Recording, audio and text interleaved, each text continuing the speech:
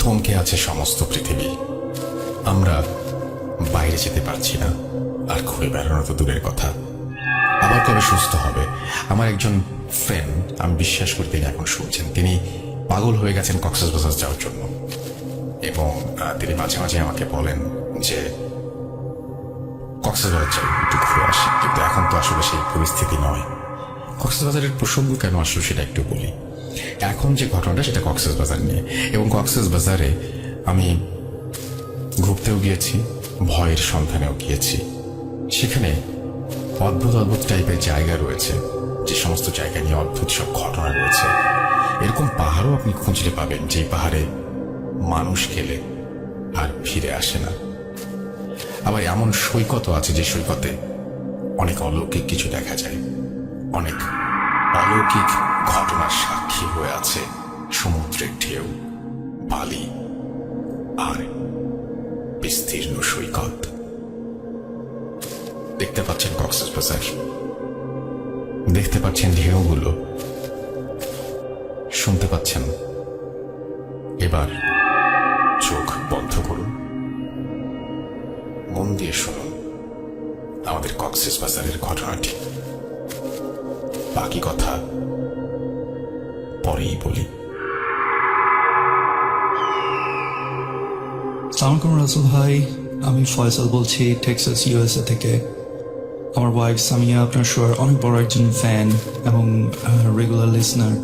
তো ওর রিকোয়েস্টে আজকে আমি আমার জীবনে ঘটে যাওয়া একটি ঘটনা শেয়ার করছি আপনাদের সাথে। ঘটনাটা আমার জীবনে ঘটে 2004-05 দিকে।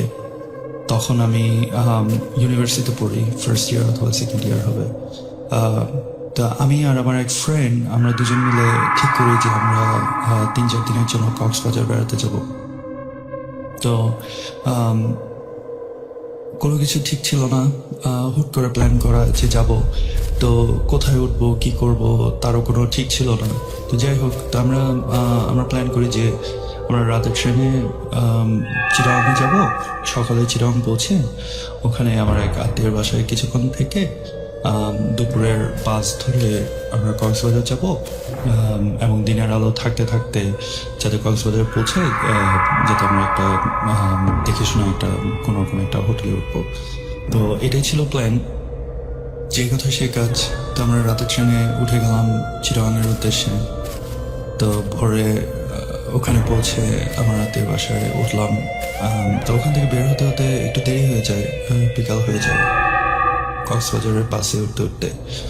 তো বাস যখন কক্সবাজারে পৌঁছায় তখন অলরেডি সন্ধ্যা হয়ে গেছে, অন্ধকার হয়ে গেছে।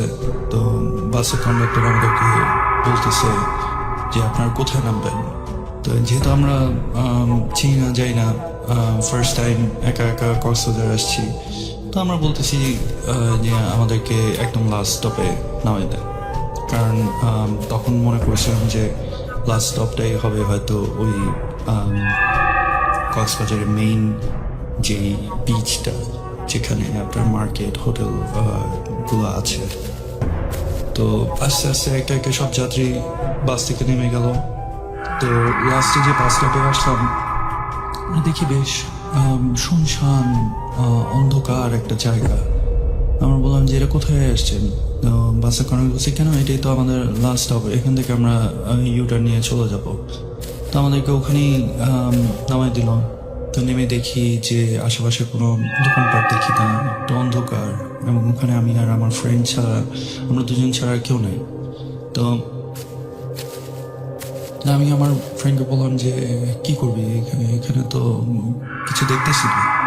তো বলে আচ্ছা চল একটু হাঁটি, কিছু দূর গিয়ে দেখি যে কোনো দোকানপাট পাওয়া যায় কিনা, তো বা কোনো রিক্সা পাওয়া যায় কিনা। তো সেই কথা সেই কাজ। তো আমাদের হাতে ছোট ছোট দুটো সুটকেস ছিল, তো ওটা হাতে নিয়ে আমরা হাঁটা ধরলাম। কিছু দূর যাওয়ার পর দেখি যে রাস্তার পাশে একটা রিক্সা দাঁড়ায় আছে, আর রিক্সার উপরে একটা মধ্যবয়স্ক একটা লোক বসা। তো আমরা গিয়ে বললাম যে এই আমরা হোটেল পাড়ায় যাবে। তো রিক্সাওয়ালা উঠে, তো আমরা উঠলাম রিক্সায়। তো রিক্সা চলতেছে, তো রিক্সাওয়ালা বলতেছে যে কোন হোটেলে উঠবে। বললাম যে আপনাকে হোটেল পাড়ায় নিয়ে যান, ওখানে গিয়ে দেখবো কোন হোটেলে। তো পরে সে বলতেছে যে না, আমার একটা পরিচিত হোটেল আছে, ওখানে আপনারা ভালো দাম পাবেন, নতুন হোটেল এবং অনেক সস্তা। তো আমি পরে ফ্রেন্ডের দিকে তাকায় দেখলাম যে ও একটু সম্মতি দেওয়ার মতো একটু ভাব। তাহলে আচ্ছা ঠিক আছে চলে, ওখানেই চলেন। তার যেহেতু রাত হয়ে গেছে, আমাদের একটু হোটেলে উঠতেই হবে। এনিহাউ অচেনা একটা শহরে আসছি। যাই হোক, তো রিক্সাওয়ালা রিক্সা চালা যাচ্ছিল। তো আমি রাস্তাটা একটু বিবরণ দিই আসল ভাই। আমরা যে রাস্তা ধরে যাচ্ছিলাম সেখানে কোনো ল্যাম্পপোস্ট ছিল না, অন্ধকার একটা রাস্তা। হাওয়েভার আমরা আমাদের বাম পাশে রিক্সা যাচ্ছিল, যখন বাম পাশে একটু ঝাউবনের ফাঁকে আমরা সমুদ্র দেখছি, যে সমুদ্র দেখা যাচ্ছে ওই রাস্তা থেকে। তো আমরা খুব এক্সাইটেড যে ফাইনালি এত দূর এসে সমুদ্র দেখা হলো। তো খুশি মনে আমরা যাচ্ছিলাম রিক্সায় করে। তো রিক্সা ওই সমুদ্রের পাড় ধরে রাস্তা দিয়ে যেতে যেতে প্রায় 15-20 মিনিট যাওয়ার পরে সে একটা রাইট টার্ন নেয়। রাইট টার্ন নিয়ে একটা গলির ভিতর ঢোকে। তো গলির ভেতর ঢোকার একটু পরেই সে একটা বিল্ডিংয়ের গেটের সামনে এসে থামে, বলে যে এটাই হোটেল। আমরা দেখি যে বেশ নতুন একটা বিল্ডিং, সামনে একটা মেইন গেটটাও নতুন চকচক করছে।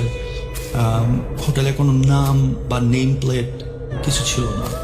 তো রিক্সাওয়ালাটা ওই গেটটা খুলে রিক্সা নিয়ে ভিতরে ঢুকে সামনে একটা বিল্ডিং, আপনার 4 তলা বিল্ডিংয়ের মতো, ওখানে নিচে আপনার রিক্সাটা রাখে।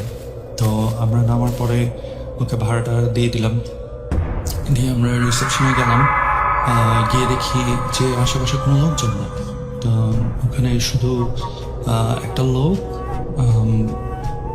ফ্রন্ট ডেস্কে বসা, স্যান্ডো গেঞ্জি পরা, খুবই আনপ্রফেশনাল, খুবই ক্যাজুয়াল। আমরা বললাম ভাই আপনার এখানে রুম হবে? তো লোকটা আমাদের দিকে তাকায়, একটু অবাক, মনে হলো যে একটু অবাক হয়ে গেল আমাদের দিকে তাকায়। তো বলতেছে যে আপনারা কয় রাত থাকবেন? মনে হল যে আমরা 2 রাত থাকবো, রুম আছে নাকি? তো সে বলতেছে যে হ্যাঁ আছে। তা বললাম যে আচ্ছা ঠিক আছে, তো আগে আমাদের রুম দেখান, তারপরে আমরা ঠিক করি যে কেমন, আগে রুমটা দেখে নিই, আর ভাড়া কত এগুলো আগে আপনার জানান। তো সে বলতেছে যে আচ্ছা ঠিক আছে, তাহলে রুম দেখে নেন, তারপরে ভাড়া নিয়ে আমরা কথা বলবো। তো সে বের হয়ে বলতেছে যে আসেন, এলিভেটরের দিকে নিয়ে গেল। তো বলতেছে যে আপনারা আপনাদের লাগেজ রেখে আসেন। হ্যাঁ, লাগেজ নিয়ে খামোখা টানাটানি করবেন, লাগেজটা রেখে আসেন। তা আমি আমার ফ্রেন্ডদের তাকালাম। ও বলতেছে যে না না না, লাগেজ রাখবো না, লাগেজ আমাদের সাথেই থাকবে। তো অলরেডি আমরা ওই লোককে দেখে একটু ম্যাচ খারাপ হয়ে গেছি যে কি ব্যাপার, হোটেলে আসলাম, এখানে হোটেলে কোনো লোকজন নাই, যে বসার সে আবার জামা কাপড় ঠিক মতো গায়ে নেই, কোথায় আসলাম এটা। তো এখন যাই হোক, তো সে আমাদেরকে এলিভেটরে করে উপরে নিয়ে গেল রুম দেখানোর জন্য। আমরা 3rd ফ্লোরে আমরা নামার পরে সে একটা রুমের দরজা খুলে বলে কি যে আপনাদের রুমটা ভিতরের, এই রুমের ভিতর দিয়ে গিয়ে আরেকটা দরজা আছে, ওই দরজার ভিতরে যে রুম, সেই রুমটা হচ্ছে গিয়ে আমাদেরকে দিবে। তো এটা শুনে আমরা দুজনেই খুব খটকা লাগলো, কি ব্যাপার, রুমের ভিতর রুম, এটা আবার কি? যাই হোক, তো সে রুমে নক করে রুমের দরজা খোলে। তো দরজা খোলার পর আমরা ভিতরে উঁকি মেরে দেখি যে ওই রুমের মধ্যে একটা ফ্যামিলি বসে, তার একটা মধ্যবয়স্ক একজন লোক, একটা মহিলা, আর 7-8 বছরের একটা বাচ্চা, একটা ছেলে। এরা বিছানার উপর বসা, 3জনই আমাদের দিকে তাকায় আছে এবং এক দৃষ্টিতে তাকায় আছে। 3জনই, কেউ কোনো কথা বলতেছে না, আমাদের দিকে জাস্ট ঠায় তাকায় আছে। এখন ওই রিসেপশনের লোকটা বলতেছে যে ওই ভিতরের রুমে যান, ওই রুমের ভিতরে হচ্ছে গিয়ে আপনাদের রুমটা। তা এখন এখন আমি আমার ফ্রেন্ডের দিকে তাকাই, ও আমার দিকে তাকায়, এবং দুজনে কেউই ইচ্ছা করতেছে না যে এই রুমের ভিতর দিয়ে যাবো। এখানে একটা ফ্যামিলি বসা, সবাই তাকায় আছে, এর ভিতরে আবার আরেকটা রুম, ওই রুমটা হবে হচ্ছে আমাদের, মানে অলরেডি একটা নেগেটিভ একটা ভাইব পাওয়া শুরু করতেছিলাম যে সামথিং ইজ ইন রাইট। আমার ফ্রেন্ড বলে কি যে তুই গিয়ে ভিতরে দেখায়, আমি বাইরে দাঁড়াই। এখন ওই ক্যাটাকে বলতেছে যে না, আপনারা দুজনেই যান, সমস্যা কি, দুজনেই দেখে আসেন। তো আমার ফ্রেন্ড বলে যে না, আমাকে বলতেছে যে তুই গিয়ে একটু দেখে আয়। তো আমি রুমের ভিতরে ঢুকি, ঢোকার পর যখন বেডটা ক্রস করে আমি এদিকে আসি, দেখি যে ওই যে ফ্যামিলিটা ভিতরে রুমের ভিতরে বসা, এরা ঘুরে আমার দিকে তাকায় আছে। মানে ওদের চোখ আমাকে ফলো করতেছে। তো আমি ওই রুমটা ক্রস করে আমার পাশে যে ডোরটা, আরেকটা রুমের যে ডোরটা খুলে আমি জাস্ট ভিতরে একটু উঁকি মারি দেখি যে নর্মাল পরিপাটি একটা রুম, একটা বেড, একটা ডেস্ক আছে। I think that's it all. তো আমি আর রুমের ভিতরে আমি আর ঢুকি না। তো আমি জাস্ট মাথাটা একটু উঁকি মেরে, লাইট জ্বালায় একটু উঁকি মেরে আমি জাস্ট দেখে আমি বের হয়ে আসি। তো বের হয়ে এসে আমি আর আমার ফ্রেন্ড, আমরা দুজনেই ওই রুম থেকে বের হয়ে আমরা হোটেলের করিডোরে এসে দাঁড়াই। তো দাঁড়ানোর পরে তখন ওই যে রিসেপশনিস্ট, সে বলতেছে যে আপনাদের কি রুম পছন্দ হয়েছে, আপনারা কি এখনই উঠবেন? আমরা বলতেছি যে আপনার রুমের ভাড়া কত? তো সে তখন বলতেছে ভাড়া 150 টাকা, কিন্তু আপনারা বললে এটা 100 টাকায়, আপনারা যদি 2 রাত থাকেন তাহলে 100 টাকা, আপনারা 200 টাকা দেবেন। তখন আরো একটু সন্দেহ হয় যে লাইক নতুন একটা বিল্ডিং, নতুন হোটেল, 100 টাকা per night, it's too cheap. আমরা অন্যান্য ফ্রেন্ডরা যারা কক্সবাজার এসে ঘুরে গেছে, তো ওরা বলছে 200-300 টাকার নিচে হোটেলের রুম পাওয়া যায় না, তাও পুরোনো হোটেলগুলো। তো সেইখানে এসে এত কমে দিতে চাচ্ছে, তো তখন একটু সন্দেহ হয়। তো আমি আমার ফ্রেন্ডের কানে বলি যে নিচে চল, নিচে গিয়ে একটু কথা বলি। তো তখন আমি বললাম যে আচ্ছা ঠিক আছে, নিচে চলেন, নিচে গিয়ে আমরা ডিসাইড করি যে আমরা উঠবো কি উঠবো না। তো তখনই ওই রিসেপশনিস্ট বলতেছে যে আমাদের কেয়ারটেকার আছে, সে আপনাদের লাগেজ নিয়ে রুমে সেট করে দিবে, আপনারা নিচে চলেন, গিয়ে আমরা আপনার রুমটা বুকিং দিয়ে দিব। তো তখন দেখি যে সিঁড়ি দিয়ে বেশ দারোয়ানের ড্রেস পরা একটা লোক সে সিঁড়ি দিয়ে উঠে এসে আমাদের লাগেজ উঠানোর জন্য আসতেছে। তো যেই ড্রেস পরা লোকটা, তাকে দেখে আমার মনে হচ্ছে লোককে আমি কোথায় যেন দেখছি, চেহারাটা চেনা লাগতেছে। তো তাকে আর আমাদের লাগেছে, আমরা বলছি যে না, আগে নিচে চলেন, আমরা নিচে গিয়ে করি, নিচে গিয়ে কথা বলি। তখন সে আমাকে বলতেছে, ওই রিসেপশনিস্ট বলতেছে যে না, আপনারা তো রুম দেখে ফেলছেন, আপনাদেরকে তো এখন উঠতেই হবে। সে ইনসিস্ট করা শুরু করছে। তখনই আমার ম্যাচ গরম হয়ে যায়। তখন তার সাথে তর্কাত কিছু, কি বলেন, আমরা তো আসছি রুম দেখতে, রুম দেখা মানে তো আর রুম ভাড়া করাটা। তো এরকম কথা, তার সাথে একটা দুটা কথা হইতেছে, কথা চালাচালি করতেছি। তখনই আমার হঠাৎ খেয়াল হলো যে আরে, এই যে কেয়ারটেকারের পোশাক পরা যে লোকটা, এটা তো আপনার সে রিক্সাওয়ালা ছিল যে আমাদেরকে নিয়ে আসছে। তখন আমার ফ্রেন্ড আমাকে আবার কানে বলতেছে যে আমার ভালো লাগতেছে না, চলে যেতে বের। তখন আমি বলতেছি যে আচ্ছা ঠিক আছে, আপনারা লিফটে করে আপনারা যান, আমরা আসতেছি, একটু কথা বলে দিই আমার ফ্রেন্ডের সাথে। সেই লোকটা নাচরবান্ধা হয়ে গেছে, আমাদেরকে রুমে ঢুকেছে। আর ওইদিকে যে রুমের ভিতরে যে ফ্যামিলিটা ছিল, এরা দরজা খুলে আমাদের দিকে তাকায় গেছে। তারা 3 জনই, মা, বাবা এবং 7 বছরের বাচ্চাটা। এবং এরা কেউ কারোর সাথে কথা বলতেছে না, এরা ঠায় আমাদের দিয়ে তাকায় আছে। তখন আমরা লাগেজ হাতে নিয়ে আমি তখন আমার ফ্রেন্ডকে বলে চল নিচে চল। তো ওরা বলতেছে যে কি আপনার রুমে উঠবেন না, এনে আসি না। তখন আমরা বলতেছি আসেন নিচে আসেন, বলে আমরা সিঁড়িতে নামা শুরু করছি। তো তখনই আমি আমার ফ্রেন্ডকে বলি যে দেখছো ওই কেয়ারটেকারটা কিন্তু ওই রিক্সাওয়ালাটি যে আমাদেরকে নিয়ে এসেছিল। তো তখন আমার ফ্রেন্ড আমাকে বলতেছে যে দোস্ত ভালো লাগতেছে না, মনে হইতেছে সামথিং ইজ রং, চলো আমরা এখান থেকে বের হয়ে যাই। আমরা সিঁড়ি দিয়ে যখন লাস্ট মানে আমরা 3 তলায় ছিলাম, তো যখন 2 তলা পর্যন্ত নেমে লাস্টের কয়েকটা ধাপ বাকি, তখনই দেখি যে হঠাৎ বিল্ডিংয়ে পাওয়ার চলে গেল। তখন আমার প্রচণ্ড ভয় লাগে যে কি হইতেছে, এরকম কেন হচ্ছে। আমি তখন ফ্রেন্ডকে বলি যে চলো নিচে তারা হোটেল থেকে বের হয়ে যাই। পাওয়ার চলে গেছে। তো আমরা যখন সিঁড়িতে নামছি, সিঁড়িতে নামার পর সিঁড়ি থেকে বের হয়ে আমি আসলে বুঝতেছিলাম না যে কোন দিকে মেইন রোডটা ছিল, কারণ আমরা ওঠার সময় তো আমরা এলিভেটর দিয়ে উঠি। তো সিঁড়িতে নামার পরে আমি বুঝতেছিলাম না যে আসলে ফ্রন্ট ডেস্কটা কোন দিকে ছিল। তো আমি আমার ফ্রেন্ডকে বলতেছি যে দেখ অন্ধকারে হারা যাস না, তুই ইয়ে কর, চল আমরা সামনের দিকে আগাই, যেদিকে আলো পাই ওদিকে যাই।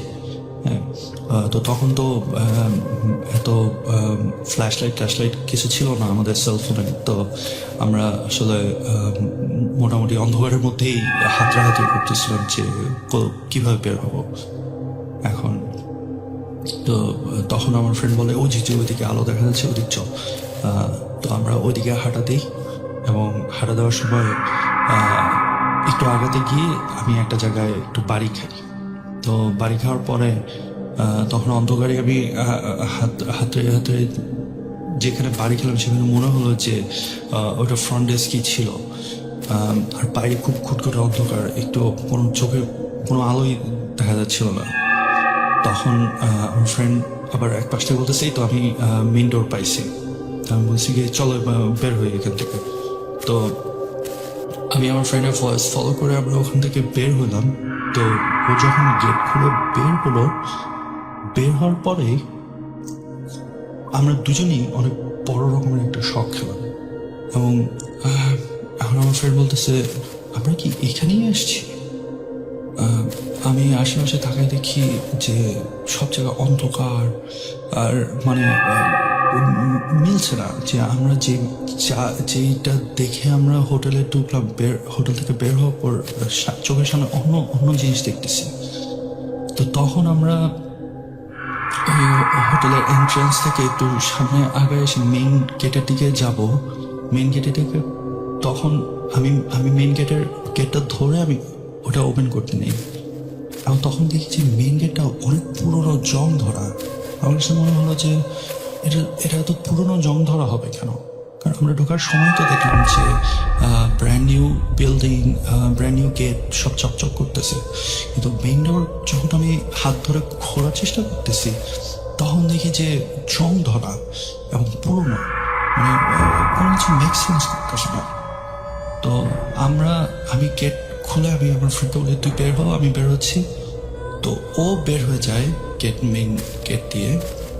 তো আমি যখন হব তখন আমি একটু ঘুরে আমি পিছনে তাকানোর পর যেটা দেখলাম রাসেল ভাই, আমি আসলে ওটার জন্য প্রস্তুত ছিলাম না। দেখি যে আমরা যে বিল্ডিং থেকে বের হয়েছি সেটা আসলে কোনো 4 তলা হোটেল বিল্ডিং ছিল না, এবং ওটা কোনো নতুন কোনো কনস্ট্রাকশনই ছিল না। এটা একটা পুরোনো একটা ভাঙাচোরা একটা বাড়ি, এবং পুরোনো বলতে বেশ পুরোনো, যে জায়গায় ইট বের হয়ে আসছে, প্লাস্টার খসে পড়ছে, এরকম বাড়ি। এবং ঠিক যেই জায়গা থেকে, যেই ডোর থেকে হোটেলের মেইন এন্ট্রান্স থেকে আমরা বের হয়ে আসছি, সেখানে ওই কেয়ারটেকারটা দাঁড়ায় আমাদের দিকে তাকায় ছিল। আমি আমার ফ্রেন্ডের দিকে তাকায় আমি বলতেছি তোরতে। তো এটা বলেই আমার হাতে যে লাগেজটা ছিল ওটা আমি 2 হাতে জড়ায় ধরে আমি দৌড়ানো শুরু করি, এবং আবার কথা শুরু। ওর ফ্রেন্ডও আমার পাশে, ও দৌড়ানো শুরু করে, এবং দুজনেই আমরা এত ভয় পাই প্রচণ্ড ভয় ভয় পাচ্ছিলাম এবং কেউই আমার পিছনের দিকে তাকানোর সাহস করতে পারতেছিলাম না। তো আমরা দৌড়াই আমরা গলি থেকে বের হয়ে আসি।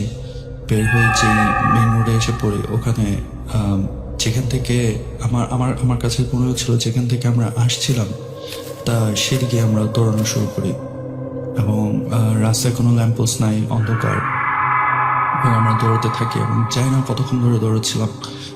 একটা সময় দেখি অন্য পাশ থেকে একটা হেডলাইটের আলো আসতেছে। তো কাছাকাছি আসার পর দেখি যে একটা টেম্পো। তো আমরা হাত উঁচা করে হাত নেড়ে নেড়ে টেম্পোটাকে থামাই এবং ওখানে ওই লোকরা বলে যে ভাই আমাদেরকে একটু হেল্প করেন, আমরা আমরা আসলে প্রচণ্ড ভয় পাইছি, আমরা একটা জায়গা থেকে বের হয়ে এসেছি। তখন টেম্পোলা বলতেছে কি হয়েছে ভাই? আমি বলছি যে আপনি আমাদেরকে কি একটু হেল্প করতে পারেন, যে আমাদেরকে একটু কাছাকাছি কোনো লোকালয়ে আমাদেরকে নিয়ে যান। তখন বলতেছে যে লোকালয় বলতে কোথায় যাবেন? আমি বলছি যে আমরা তো আসছি ঢাকা থেকে, আমরা হোটেলে উঠবো, তো আমাদেরকে কাছাকাছি ওই কোনো লোকালয়ে নিয়ে যান, ওই বিচের পাড়ে যে হোটেল পাড়া আছে আমরা ওখানে যাবো, আমাদেরকে ওখানে নিয়ে যান। তখন সে বলতেছে যে আচ্ছা উঠেন, কিন্তু ওটা তো অনেক দূর হবে। আমি বলছি দূর মানে? পরে বলতেছে যে না আপনাদের তো ওখানে বিচে যেতে হবে। তো আমি তখন বলতেছি কেন, আমরা তো বিচের পাড়েই তো আছি, কারণ আসার সময় মানে আমার মনে আছে আসার সময় রিক্সা দিয়ে আসার সময় আমরা আমাদের বাম পাশে সাগর দেখতে পাচ্ছিলাম। তো পরে কথা না বাড়ায় আমরা টেম্পোতে উঠি, টেম্পোটা খালি ছিল। তো সে বলতেছে যে আপনারা তো বিচ থেকে অনেক দূরে, এখন আপনারা তো অনেক শহরেরই বাইরে অনেক দূরে আছে, তো এখান থেকে তো আপনাদের ওই আবার পিছিয়ে ব্যাক করতে হবে। বলছে ভাই যা করতে হবে আপনার করেন, আমাদেরকে জাস্ট পিছিয়ে পাড়ে হোটেল পাড়ায় নিয়ে যান। এবং লোকটা বলে যে হ্যাঁ একটু দূর আছে, তা আপনারা একটু ভাড়া বেশি দিতে হবে, আমার তো আজকে আমার ট্রিপ শেষ। আমি বলছি যে ভাই টাকা পয়সা নিয়ে চিন্তা করেন না, আপনি যত টাকা লাগিয়ে দেবো আপনি চান।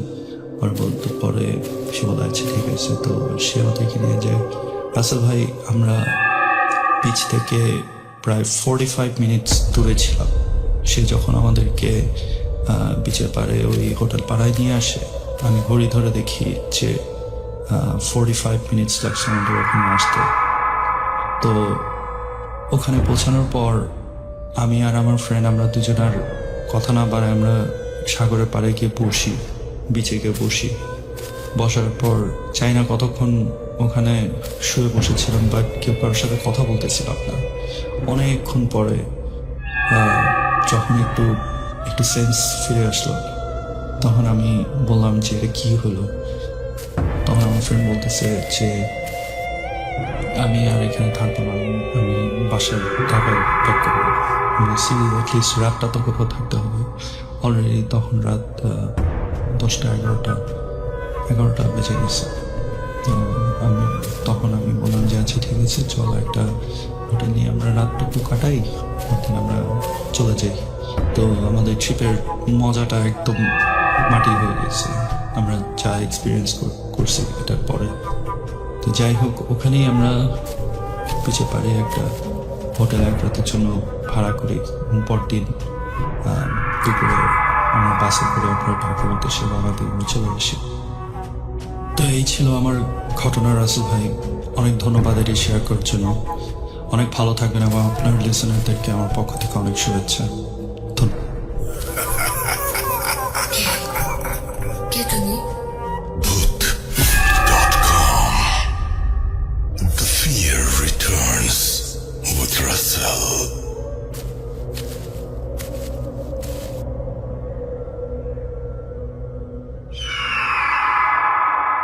আরও একবার আপনাদের সবাইকে স্বাগত জানাচ্ছি, আমি রাসেল এবং শুনছেন ভূত.com। আজকে 22তম এপিসোড চলছে স্বাধীন মিউজিক অ্যাপে।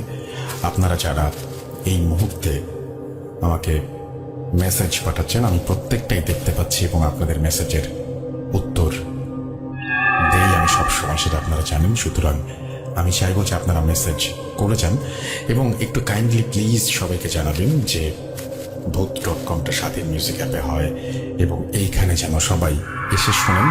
এবং সবাইকে অনুরোধ করছি বেশি বেশি করে ঘটনা পাঠানোর। আমরা প্রচুর ঘটনা চাই, আরও অসংখ্য অনেক অনেক ঘটনা চাই প্রতিদিন। মানে যত বেশি ঘটনা পাঠাবেন তত বেশি আমাদের ভূত.কমকে সামনে এগিয়ে নিয়ে যাওয়া সম্ভব হবে। এখন যে ঘটনাটা বলবো সেই ঘটনাটা আসলে খুবই অদ্ভুত টাইপের। আপনারা কখনো শুনেছেন যে মানুষের ঘরে জিনের বাচ্চা হয়? একটা অদ্ভুত টাইপের ঘটনা। ঘটনাটা বেশ অন্যরকম। শুনুন মন দিয়ে, এবং আমাকেও আপনারা এরকম ঘটনা পাঠান। আমাদের ইমেল অ্যাড্রেস হচ্ছে russell.booth.com@gmail.com। আপনার নাম, ঠিকানা এবং ফোন নাম্বার সহ আপনার জীবনে ঘটে যাওয়া বা আপনার জানা সেরা ঘটনা লিখে পাঠান। ঘটনা শুরুতে অবশ্যই উল্লেখ করুন যে ঘটনাটি আপনি স্টুডিওতে এসে শেয়ার করতে চান, নাকি আপনি চান আপনার ঘটনা আমরা পড়ে শোনাই। যারা দেশের বাইরে রয়েছেন তারা সরাসরি অডিও ক্লিপ পাঠাতে পারেন বা লিখেও পাঠাতে পারেন ঘটনাটি।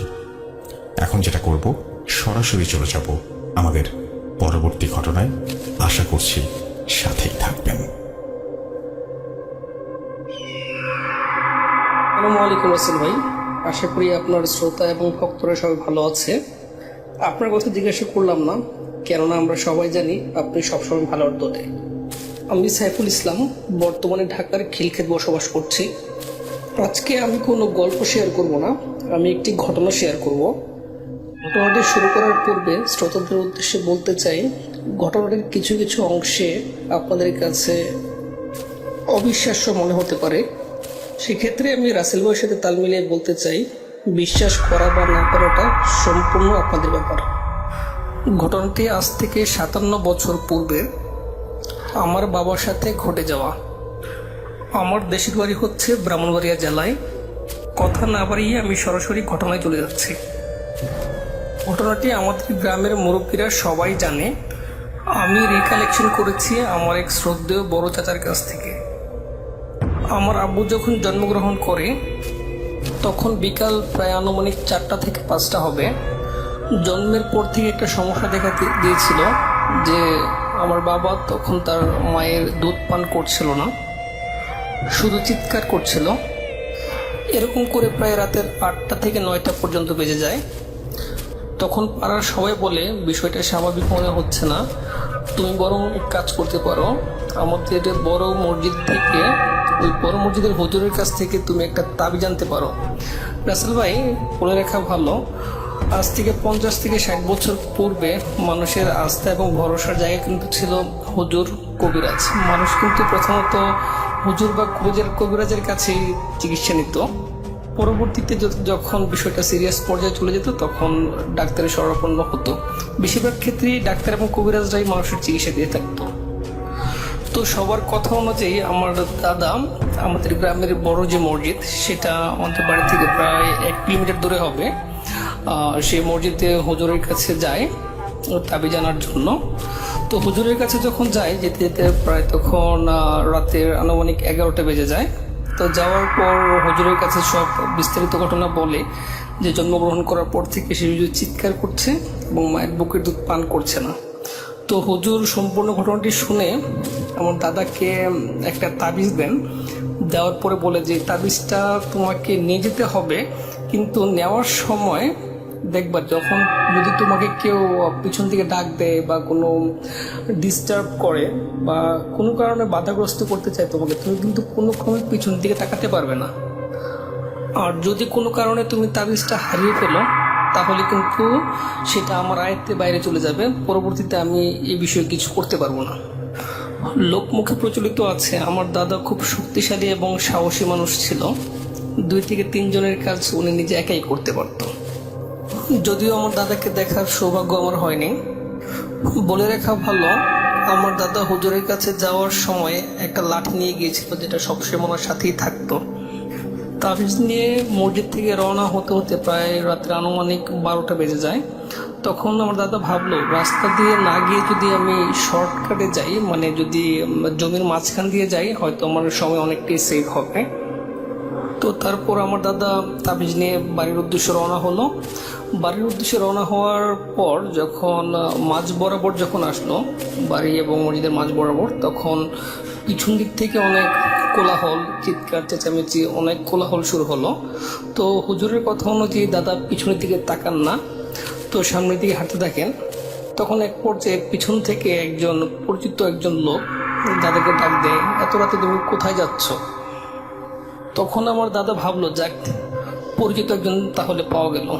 যখনই দাদা পিছনের দিকে তাকায় তখন দেখে যে যিনি ডাক দিয়েছেন তিনি আসলে তার পরিচিত কেউ না, একটা অবয়ব।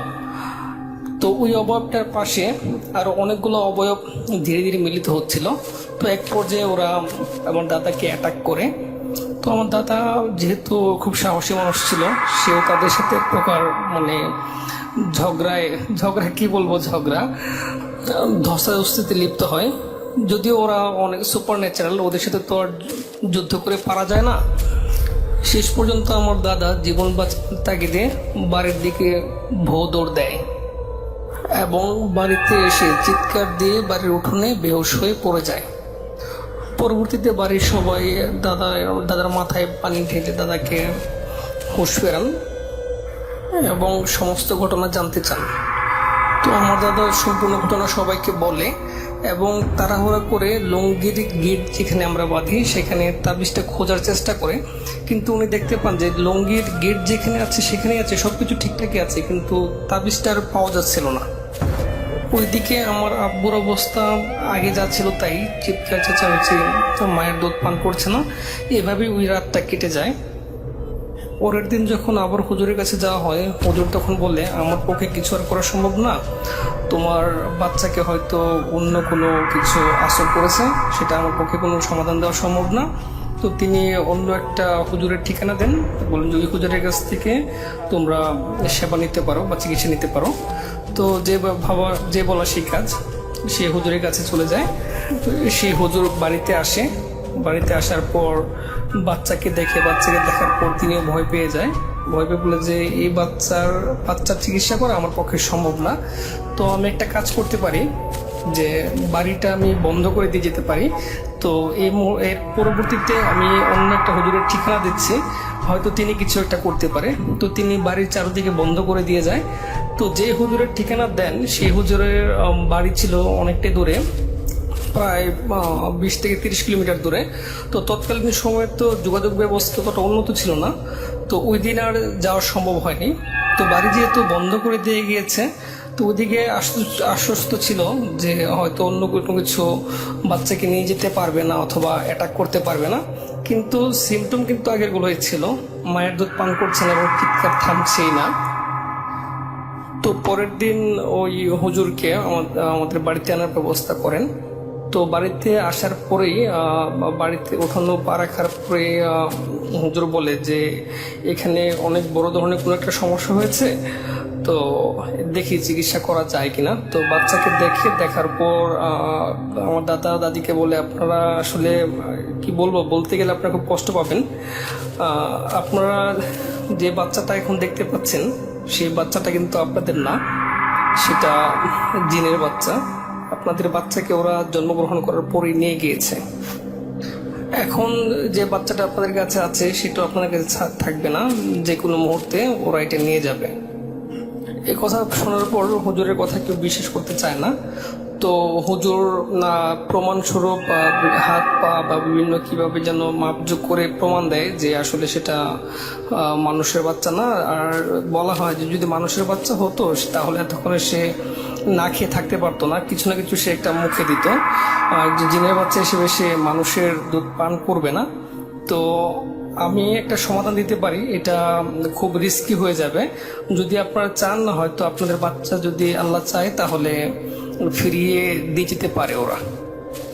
তো হুজুর যে প্রসিডিওরের কথা বলে সেটা অনেকটাই ভয়ঙ্কর। কোনো বাবা মাই সৎ জ্ঞানে তার নিজের বাচ্চা বলেন আর যাই বলেন, নিজের বাচ্চাকে কখনো এরকম ঝুঁকির মুখে ফেলতে চাইবে না। তারপরেও সর্বশেষ চিকিৎসা হিসেবে হুজুরের কথাই তারা মানতে বাধ্য হয়, কেননা সেটা 2 থেকে 3 দিন পার হয়ে গিয়েছিল। তো হুজুরের প্রসিডিওরটা ছিল এরকম যে দোলনার মতো কিছুর মধ্যে একটা করে বাচ্চাকে সন্ধ্যার পর বাঁশঝাড়, যেটা বলে বাঁশঝাড়, সেই বাঁশঝাড়ের মধ্যে ঝুলিয়ে দিয়ে আসতে হবে। ঝুলিয়ে দিয়ে আসার পর কেউ দরজা জানালা কেউ কোনো কিছু খুলতে পারবে না, বাচ্চা ওই বাঁশঝাড়ের মধ্যেই থাকবে। তো যতক্ষণ না পর্যন্ত বাচ্চার কান্না থেমে যায় ততক্ষণ পর্যন্ত কেউ ঘর থেকে বের হতে পারবে না। তো শেষ পর্যন্ত উপায় না দেখে সেই প্রসিডিউরের দিকে আগায় সবাই। তো সন্ধ্যার দিকে একটা দোলনার মতো করে আমার বাবাকে সেই বাঁশঝাড়ের মধ্যে ঝুলিয়ে দিয়ে আসা হয়। তো দর্শকদেরকে, শ্রোতাদেরকে আগে বলেছিলাম এই বিষয়টা আপনাদের কাছে একটু অবিশ্বাস্য মনে হতে পারে, তো এটাই ছিল বাস্তব। তো ঝুলিয়ে দিয়ে আসার পর তো আমার দাদি এবং দাদা ওরা তো খুব কান্নাকাটি, যে নিজের বাচ্চা বাঁশঝাড়ের মধ্যে কান্নাকাটি করছে, এটা কীভাবে মেনে নেওয়া আসলে অনেকটা কষ্ট করছিল। তো এভাবে অপেক্ষার প্রহর গুনতে থাকে যে কখন বাচ্চার কান্নার আওয়াজ কমবে। তো কান্নার আওয়াজ তো ওরা শুনতেই পাচ্ছিল ঘর থেকে, কিন্তু হুজুরের নির্দেশ অনুযায়ী, হুজুর বাড়িতেই ছিল, হুজুরের নির্দেশ অনুযায়ী দরজা জানালা কেউ খুলে নেয়। তো আনুমানিক রাত 12টা কি 1টার দিকে হঠাৎ করে কান্নার আওয়াজ থেমে যায়। তো হুজুরকে বলা হয় যে এখন তো আমরা কান্নার আওয়াজ শুনতে পাচ্ছি না, এখন কি আমরা বাচ্চাটাকে আনতে পারি কিনা? হুজুর বলে যে হ্যাঁ, এখন আপনারা আনতে পারেন। তো বেঁচে আছে কিনা মরে আছে সেটা যায় না, যদি বেঁচে থাকে তাহলে নিশ্চিত ধরে নেবেন যে আপনাদের বাচ্চাটাকে ওরা ফিরিয়ে দিয়ে গিয়েছে। তো 12টার পরে যখন কান্না থেমে গেল তখন তাড়াহুড়া করে সবাই যায় এখানে, গিয়ে বাচ্চাটাকে নামিয়ে এনে তখন দেখা যাচ্ছে যে বাচ্চাটা জীবিত আছে, নড়াচড়া করছে কিন্তু কান্না করছে না। তো যখনই মায়ের কাছে আনা হয় বা মানে আমার দাদির কাছে যখন আনা হয় তখন সে স্বাভাবিক বাচ্চাদের মতোই দুধ পান করতেছে, মানে কোনো কান্নাকাটি করতেছে না, অনেকটাই সুস্থ। তো আমরা সবাই মনে করেছিলাম ঘটনাটা হয়তো এখানে হয়তো শেষ, কিন্তু ঘটনাটা এখানে শেষ হয়নি। ঘটনাটা আরেকটু সামনের দিকে এগিয়ে যায়, যেটা আমাদের জীবনের উপর অনেকটা বড় ইম্প্যাক্ট তৈরি করে। আমাদের জীবনের উপর ইম্প্যাক্ট তৈরি করে অনেক বছর পর। আমার বাবার শৈশব কৈশোর সব ঠিকভাবে ছিল। তো যখন আমার বাবা যখন বিয়ে করার পর আমার বড় বোন হয়, বড় বোন হওয়ার পর থেকে সমস্যাটা দেখা দেয়। সেটা হচ্ছে আমার বাবা হঠাৎ করে একদিন নিখোঁজ হয়ে যায়। অনেক খোঁজাখুঁজির পরেও প্রায় 1 থেকে 2 বছর পর্যন্ত কোনো খোঁজ খবর পাওয়া যায়নি। তো 2 বছর পরে উনি আপনি আমাদের বাড়িতে ফিরে আসার পর যখন সবাই জিজ্ঞাসা করা হয় তুমি কোথায় ছিলা, কোথায় গেছিলা তোমার বাচ্চা রেখে, তখন আমার বাবা কিছু বলতে পারে না। তো আবার স্বাভাবিক জীবনযাপন করতেছে। এরকম করার পর আবার 3 বছর পর আবার সে নিখোঁজ হওয়ার পর সেই মুহূর্তে আমি জন্মগ্রহণ করি অবশ্য। তো নিখোঁজ হওয়ার পর আমি জন্মের পর আমি আমার বাবাকে দেখতে পাইনি, হয়তো সবাই যেটা বলে যে আমার বাবা ছিল না আমার পাশে। তো আবার আমার বয়স যখন 3 বছর হয় তখন আবার উনি আবার ফিরে আসার পর তো সবাই বলে যে প্রথমবার এরকম একবার করেছিল, সে এখন আবার এরকম সে নিখোঁজ হয়ে যায়। কিন্তু অবাক করার বিষয় হচ্ছে সে আসার পরে উনি কিছু বলতে পারেন, উনি বলতেছে কই আমি তো কোথাও যাই নাই, আমি তো একটু সকালে ঘর থেকে বের হলাম, আমি আজকে বাসায় আসলাম। ইনফ্যাক্ট আমি যে জন্মগ্রহণ করেছি সেটাও উনি মানে জানে না, যে ওনার বাচ্চা জন্মগ্রহণ করেছে, মানে সে অবাক, মানে এই ছেলে থেকে আসলো ইত্যাদি ইত্যাদি। তো রাসেল ভাই এভাবেই চলছিল, 2 বছর 3 বছর পর নিখোঁজ, আবার 1 বছর পরে ফিরে আসা। তো রাসেল ভাই আমার বয়স এখন 30 বছর, আমি ঢাকাতে একটা মাল্টিন্যাশনাল বাইং হাউসে জব করছি। তো দুঃখের বিষয় হচ্ছে আজ থেকে 3 বছর আগেও আমার বাবা সে একইভাবে বাড়ি থেকে বের হয়ে যায়। তো বাই দিস টাইম আমার মাও মারা যায়। তো বের হয়ে যাওয়ার পর আমরা ভেবেছিলাম হয়তো 1-2 বছর পর হয়তো আবার ফিরে আসবে আগের মতোই, কিন্তু আজকে প্রায় অনেক দিন হয়ে গেল বাবার কোনো খোঁজ খবর পাচ্ছি না। তো এখন পর্যন্ত আমরা সেই অপেক্ষায় আছি, হয়তো সে আবার ফিরে আসবে। নিখোঁজ সংবাদ দিয়েছি আমি পত্রিকায়, হয়তো আগের দিনে পত্রিকার মধ্যে কোনো সংবাদ দেওয়া হতো না, কিন্তু আমি দিয়েছি, কিন্তু কোনো রেসপন্স পাইনি। তো আপনাদের সবার কাছে দোয়া চাইছি যেন আমি আমার বাবাকে আবার ফিরে পাই। vote.com দীর্ঘজীবী হোক। রাসেল ভাই আপনাকে অসংখ্য ধন্যবাদ।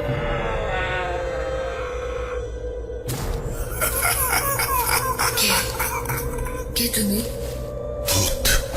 Vote.com. The fear returns with Russell. আমি জানি আপনাদের কাছে ঘটনার কোনো অভাব নেই, এবং এই সময়টা গেলে তো আর এই সময়টা আসবে না, পরে আবার ব্যস্ত হয়ে যাবেন। তার আগে আপনার জানা আপনার প্রিয় ঘটনাগুলো পাঠিয়ে দিন আমার কাছে, এবং ঘটনা পাঠানোর অ্যাড্রেস তো ওইটাই, russell.booth.com@gmail.com আপনার নাম, ঠিকানা এবং ফোন নাম্বার সহ আপনার জীবনে ঘটে যাওয়া বা আপনার জানা সেরা ঘটনা লিখে পাঠান আমাকে। ঘটনার শুরুতে অবশ্যই উল্লেখ করুন যে ঘটনাটা আপনি স্টুডিওতে এসে শেয়ার করতে চান, নাকি আপনি চান আপনার ঘটনা আমরা পড়ে শোনাই। যারা দেশের বাইরে রয়েছেন তারা অডিও ক্লিপ পাঠাতে পারেন, যারা দেশে আছেন তারা অডিও ক্লিপ পাঠাতে পারেন। এখন সবাই অডিও ক্লিপ পাঠাতে পারেন, কারণ সময়টাই এমন। এবং আমি চাইবো যে আপনারা ঘরে থাকেন, আমি কখনোই চাইবো না যে আপনারা আমার জন্য বেরিয়ে এসে স্টুডিওতে এসে আমার সাথে কথা বলুন। না, দরকার নেই, এখন সেই সময় নয়। আমরা আপনাদের ঘটনা চাই, সেটা সবচাইতে বড় কথা। এবং সেই ঘটনার জন্য আমি প্রতি মুহূর্তে আপনাদের কাছে ফিরে আসব। এবং প্রতি সপ্তাহে এই যে ফিরে আসা, এই যে আপনাদের কাছে আসা, ঘটনা চাওয়া এবং ঘটনা শোনানো, এ শুধু সম্ভব হচ্ছে আপনি ঘটনা পাঠাচ্ছেন বলে এবং আমি আপনাকে ঘটনা শোনাচ্ছি বলে। এখন যে ঘটনাটা শোনাবো সেটি খুব অদ্ভুত টাইপের একটা ঘটনা। আপনারা, আমি জানি না যে কখনো জিন পরি কতজন বিশ্বাস করেন। জিন তো অনেকে বিশ্বাস করেন, পরি ব্যাপারটা সম্পর্কে আপনাদের কি ধারণা একটু আমাকে জানাবেন। এখনকার ঘটনাটা পরি নিয়ে, চলুন শুনে আসি। আসসালামু আলাইকুম, আমি মোহাম্মদ আরফত হোসেন বলছিলাম রাজশাহী বিভাগের জয়পুরহাট জেলা থেকে। আসলে আমার থানার নাম হচ্ছে খেতলাল থানা এবং খেতলাল থানার বড়তলা ইউনিয়নের বাসিন্দা আমি বর্তমানে এইচএসসি পরীক্ষার্থী রাজশাহী একটা কলেজে পড়ি, কিন্তু এই কোভিড-19 পরিস্থিতির কারণে আমাদের পরীক্ষাটা পোস্টপোন হয়ে গেছে। আসলে খুব একটা অলস সময় পার করতেছি। তারপর অনেকদিন থেকেই ভাবছিলাম আমার এই ঘটনাটি food.com-কে বলি। কেন জানি একটা অলসতার কারণে রেকর্ড করা হচ্ছিল না, আর পাঠানোর তেমন একটা তাড়া হচ্ছিল না। তবে আজকে মনে করলাম একটা গল্প পাঠিয়ে দিই। আসলে গল্প নয়, এটা আমার নিজের চোখে দেখা একটা ঘটনা, আমার দাদার ঘটনা। তো বলে রাখি, আমার দাদা বছর 3 হলো মারা গিয়েছেন। আল্লাহ ওনাকে জান্নাতবাসী করুক। আপনারা সকলেই দোয়া করবেন আমার দাদার জন্য। সরাসরি ঘটনায় চলে যাচ্ছি। ঘটনাটা শুরু হয়েছিল আমার দাদার জন্মের সময় থেকে। আসলে আমার দাদার যখন জন্ম হয় তখন আমাদের ফ্যামিলিটা অনেক রিচ ছিল। আসলে খুব সম্ভ্রান্ত একটা ফ্যামিলি ছিল, সরকার ফ্যামিলি। তো আমাদের বাড়ি আগে যেখানে ছিল এখন ওখানে নেই, এখন অন্য জায়গায় আমরা উঠে চলে আসছি। সেই বাড়িতে প্রথম দিকে ঘটনা হতো কি, আমার দাদা যখন ছোট ছিল দোলনাতে যখন রাখতো দাদাকে, হয়তো দোলনাতে রাখার পরে কেউ কোনো কাজ করতে গেল, আশেপাশে কেউ নাই, সেই সময় হুট করে এসে দেখা যেত যে দোলনাও নেই, আমার দাদাও নেই। তো অনেক খোঁজাখুঁজি করা হতো আশেপাশে সব জায়গাতে, বাড়িতে কোথায় গেল, দোলনাও নেই, বাচ্চাও নেই, এরকম একটা সিচুয়েশনে। তবে আমাদের বাড়ির পাশে, আগের বাড়ির কথা বলছি যেখানে আমার দাদারা ছিলেন, সেই বাড়ির পাশে খুব ঘন একটা জঙ্গল ছিল। আসলে সেই জঙ্গলটার ভিতরে তেমন কেউ যেত না। অনেক আগের কাহিনী, বুঝতে পারতেছেন, অন্তত 60 বছর আগের মতো হবে। সেই জঙ্গলের ভিতরে বাচ্চার কাঁদে সাউন্ড পাওয়া যেত। সেখানে খোঁজ নিয়ে ভালো করে খুঁজে খুঁজে দেখা যেত যে জঙ্গলের মধ্যে বাঁশঝাড়ের ভিতরে সেই দোলনা সহ সে শিশুটি, অর্থাৎ আমার দাদা, সেখানে আছে। এইরকম ঘটনাটি অনেক ঘটতো। মাঝে মধ্যে দেখা যেত যে আমার দাদা সেখানে বাড়িতে দোলনায় রাখা হয়েছে, কিন্তু দোলনাতে নাই, জঙ্গলের ভিতরে দোলনা সহ ওখানে দোল খাচ্ছে। তারপরে এর পাশাপাশি আর কিছু ঘটনা ঘটতো। মনে করে ধরেন যে বাড়িতে বাক্সের ভিতরে তো অনেক কাপড় চোপড় সহ বা কাগজপত্র আছে, হুট করে সেখানে আগুন ধরে যেত। সেই আগুন ধরে যাওয়ার পরে সেখানে পানি দিলেও সে আগুন লিখতো না। এমন সিচুয়েশন হতো যে কাপড় চোপড়ে আগুন সব পানিতে ফেলাই দেওয়ার পরে পানিতেও আগুন ধরে যেত। এরকম একটা সিচুয়েশন ছিল। তো যাই হোক, এইরকম কিছু অদ্ভুত কারণ, তখন আসলে অ্যাকচুয়ালি কারণটা জানা যাইতো না। এরকম অদ্ভুত ঘটনার কারণে সেখান থেকে বাড়ি চেঞ্জ করে আমার দাদার বাবারা অন্য জায়গায় নিয়ে এসে বাড়ি করে। এরপর কাহিনী আমি বলি, আমার নিজের চোখে দেখা যায় কাহিনীগুলো। আমার দাদা আসলে আমাকে খুব ভালোবাসতেন, প্রচুর ভালোবাসতেন। আমি আমার দাদাকে খুব মিস করি। আমার দাদা আমাকে অনেক গল্প শোনাতেন। তবে আমাদের নিজের চোখে যে ঘটনাগুলো দেখা, মাঝে মধ্যে দেখা যেত আমাদের বাড়িতে এত সুন্দর একটা গন্ধ, এত সুন্দর গন্ধ যেটার কথা আসলে আমি আপনাদের বলে বোঝাতে পারবো না। তো এই গন্ধটা কিন্তু সব সময় হতো না। ও সরি, একটা কথা আপনাদের বলাই হয়নি। আসলে কথাটা হচ্ছে যে আমার দাদার সঙ্গে একটা পরী ছিল। এই ঘটনাটা জানাজানি হয়েছিল আমার দাদার পরিণত বয়স হওয়ার পরে। সকলেই জানতো যে আমার দাদার সঙ্গে একটা পরী ছিল। তো এই পরীটা যখন আমার দাদার সঙ্গে দেখা করতে আসতো, অর্থাৎ আমাদের বাড়িতে আসতো, ঠিক সেই দিন থেকে প্রায় 2-3 দিন যাবৎ আমাদের বাড়িতে এত সুন্দর একটা গন্ধ হতো। এবং আমার দাদা যেই ঘরে থাকতো সেই ঘরের গন্ধ তো অনেক সুন্দর গন্ধ। যে কোনো মানুষ আমাদের বাড়িতে আসলেই সেই গন্ধ যে টের পেত এবং বুঝতে পারতো যে আমার দাদার সঙ্গে দেখা করতে এসেছিল। তো এইরকম অনেক ঘটনা আমার দাদার সঙ্গে করেছিল। আমার দাদা যখন নতুন বিয়ে করেছিল, অর্থাৎ আমার দাদিকে বিয়ে করেছিল, তখন তার শ্বশুর বাড়ির লোকজনেরা অনেক জানতো। আমার দাদা যখন শ্বশুর বাড়িতে বেড়াতে যেত, সেখানে ওনার যে শালিকা বা শালা এরকম কেউ আছেন, তারা অনেক সময় বলতো যে দুলা ভাই, আপনার কাছে নাকি পরী আছে, কিছু আমাদের দেখান। তখন আমার দাদা এরকম বলতো যে বল তোরা কি খাবি, এরকম একটা সিচুয়েশন। তখন অনেকে অনেক রকম খাবারের কথা বলতো। আমার দাদা বলতো আচ্ছা তোরা ঘর থেকে বের হয়ে যা। তো ঘর থেকে বের হয়ে যাওয়ার এই 5-10 মিনিটের ভিতর আমার দাদা ঘরের ভিতরই বিভিন্ন রকম খাবারের আয়োজন করতেন। অনেক সময় দেখা গেছে যে অনেক ফলমূল সেখানে হুট করে জড়ো করছেন, বা পুরো এক গামলা ভর্তি মিষ্টি, অথচ একেবারে গরম মিষ্টি, এইরকম অনেক খাবার নিয়ে তাদেরকে চুমকে দিতেন। তার সকলে আসলে বিশ্বাস করতো যে তাদের কাছে কিছু আছে। তো আরেকটা কাহিনী বলি, যেটা মূল কাহিনী হচ্ছে, সেই পরীটা আসলে আমার দাদাকে অনেক কিছু দিয়েছিলেন। প্রথম দিকে অনেক অর্থ দিয়েছিলেন। অনেক অর্থ দেওয়ার পরে দাদাকে এরকম বলেছিলেন যে 3টা মহিষ কিনতে বলেছিলেন, এবং এই 3টা মহিষের ভিতর একটা মহিষকে জবাই করে গ্রামের সব লোককে খাওয়াতে বলেছিলেন। তো কথা মতো আমার দাদা 3টা মহিষ কিনেছিলেন, কিন্তু মহিষ কেনার পরে আসলে সে মহিষতে হাল চাষ করাতেন এবং মানুষকে খাওয়ানোর এই বিষয়টা জানি না কি কারণে তিনি এড়িয়ে গিয়েছিলেন, খাওয়াতে পারেননি। সেই সময় আসলে আমাদের পরিবারে খুব একটা দুঃসময় নেমে এসেছিল। সেই মহিষ 3টা পর পর মারা যায়, এবং লাস্ট যে মহিষটা ছিল সেই মহিষ এবং আমার নিজের দাদি একই দিনে মারা গিয়েছিলেন। তারপর থেকে আসলে সেই পরী বলি আর যেটাই বলি, ওনার সঙ্গে আমার দাদার খুব ভালো একটা সম্পর্ক ছিল না। তারপর থেকে যখনই সেই পরীটা দেখা করতে আসতো, আমার দাদা খুব কষ্ট পেত। মানে ঘুমের ভিতরে অচেতন অবস্থায় থাকতো, কিন্তু হাত পা সব ছাড়াছাড়ি করতো। আশেপাশে দেওয়ালে অনেক সময় পা হাত দিয়ে লাগতো, হাত টাত কেটে যেত।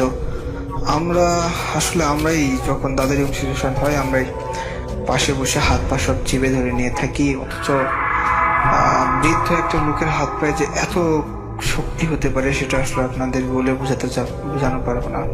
আমি নিজে অনেকবার আমার দাদার হাত পায়ে এরকমভাবে ধরেছিলাম যাতে ছোড়াছুড়ি না করে। তো আরেক দিনের ঘটনা, আমাদের আসলে নতুন একটা বাড়ি করছিল আমার চাচা। বাড়ি করার সময় আসলে গ্রাম অঞ্চলে দেখা যায় এই বাড়ি করার জন্য একটা মিলাদ পড়ানো হয়। আমাদের বাড়িতে অনেক আত্মীয়স্বজন আসছিল। আমরা সেই রাতে সবাই মিলে গল্প সল্প করছিলাম, তো আড্ডা দিচ্ছিলাম। এমন সময় বাইরে থেকে শব্দ আসছিল, এরকম একটা শব্দ যে আমাকে বাঁচাও। তখন আমরা বাইরে সবাই বের হয়ে দেখি যে আমার দাদা একটা গাছের সঙ্গে গাছে একটা ডাল ধরে আসলে ঝুলে আছেন। ঝুলে আসলে বলা ঠিক হবে না, একটা মানুষ উড়ে যাওয়ার সময় খুব কষ্ট করে কোনো জিনিস আঁকড়ে ধরলে যেরকম হয়, ঠিক এইরকম হয়ে আছেন। আমরা সকলেই দৌড়ে যাওয়ার সঙ্গে সঙ্গে আমার দাদা সেই গাছ থেকে পড়ে যায়। আসলে আমার চাচা আমার দাদাকে ধরেছিলেন, সেজন্য বেশি ক্ষতি হয় নাই। তো সেদিন আমার দাদা বলেছিলেন ওই দিন যদি ওনাকে নিয়ে যেতে পারতেন সেই পরীরা, তাহলে হয়তো সেনাকে আর কোনোদিন ফেরত দিত না। আমার দাদাকে তারা অনেকবার আসলে প্রপোজাল দিয়েছেন যে তাদের সঙ্গে চলে যাওয়ার জন্য। দাদা যাননি, এই জন্য তাদের রাগটা আরও আসলে বেশি। যখনই আসতো অনেক কষ্ট দিত। এরকম হুট করে দেখা যায় যে রাতের বেলা ঘরে শুয়ে আছে আমার দাদা, ভিতর থেকে আসলে ছিটকে নিয়ে, যেটা খিল বলি দরজার, সে জিনিসটা লাগিয়ে দেওয়া আছে, কিন্তু ভিতর দাদা নেই। 2-3 দিন কোনো খোঁজ পাওয়া যেত না। হুট করে একদিন দেখা যেত আমাদের মাঠের মাঝখানে পড়ে আছেন। সেখান থেকে লোকজনেরা আসলে খুঁজে পেলে বাড়িতে এনে দিয়ে যেত। এইরকম অনেকবার হয়েছে, অনেকবার আমাদের নিজের চোখে দেখা ঘটনা।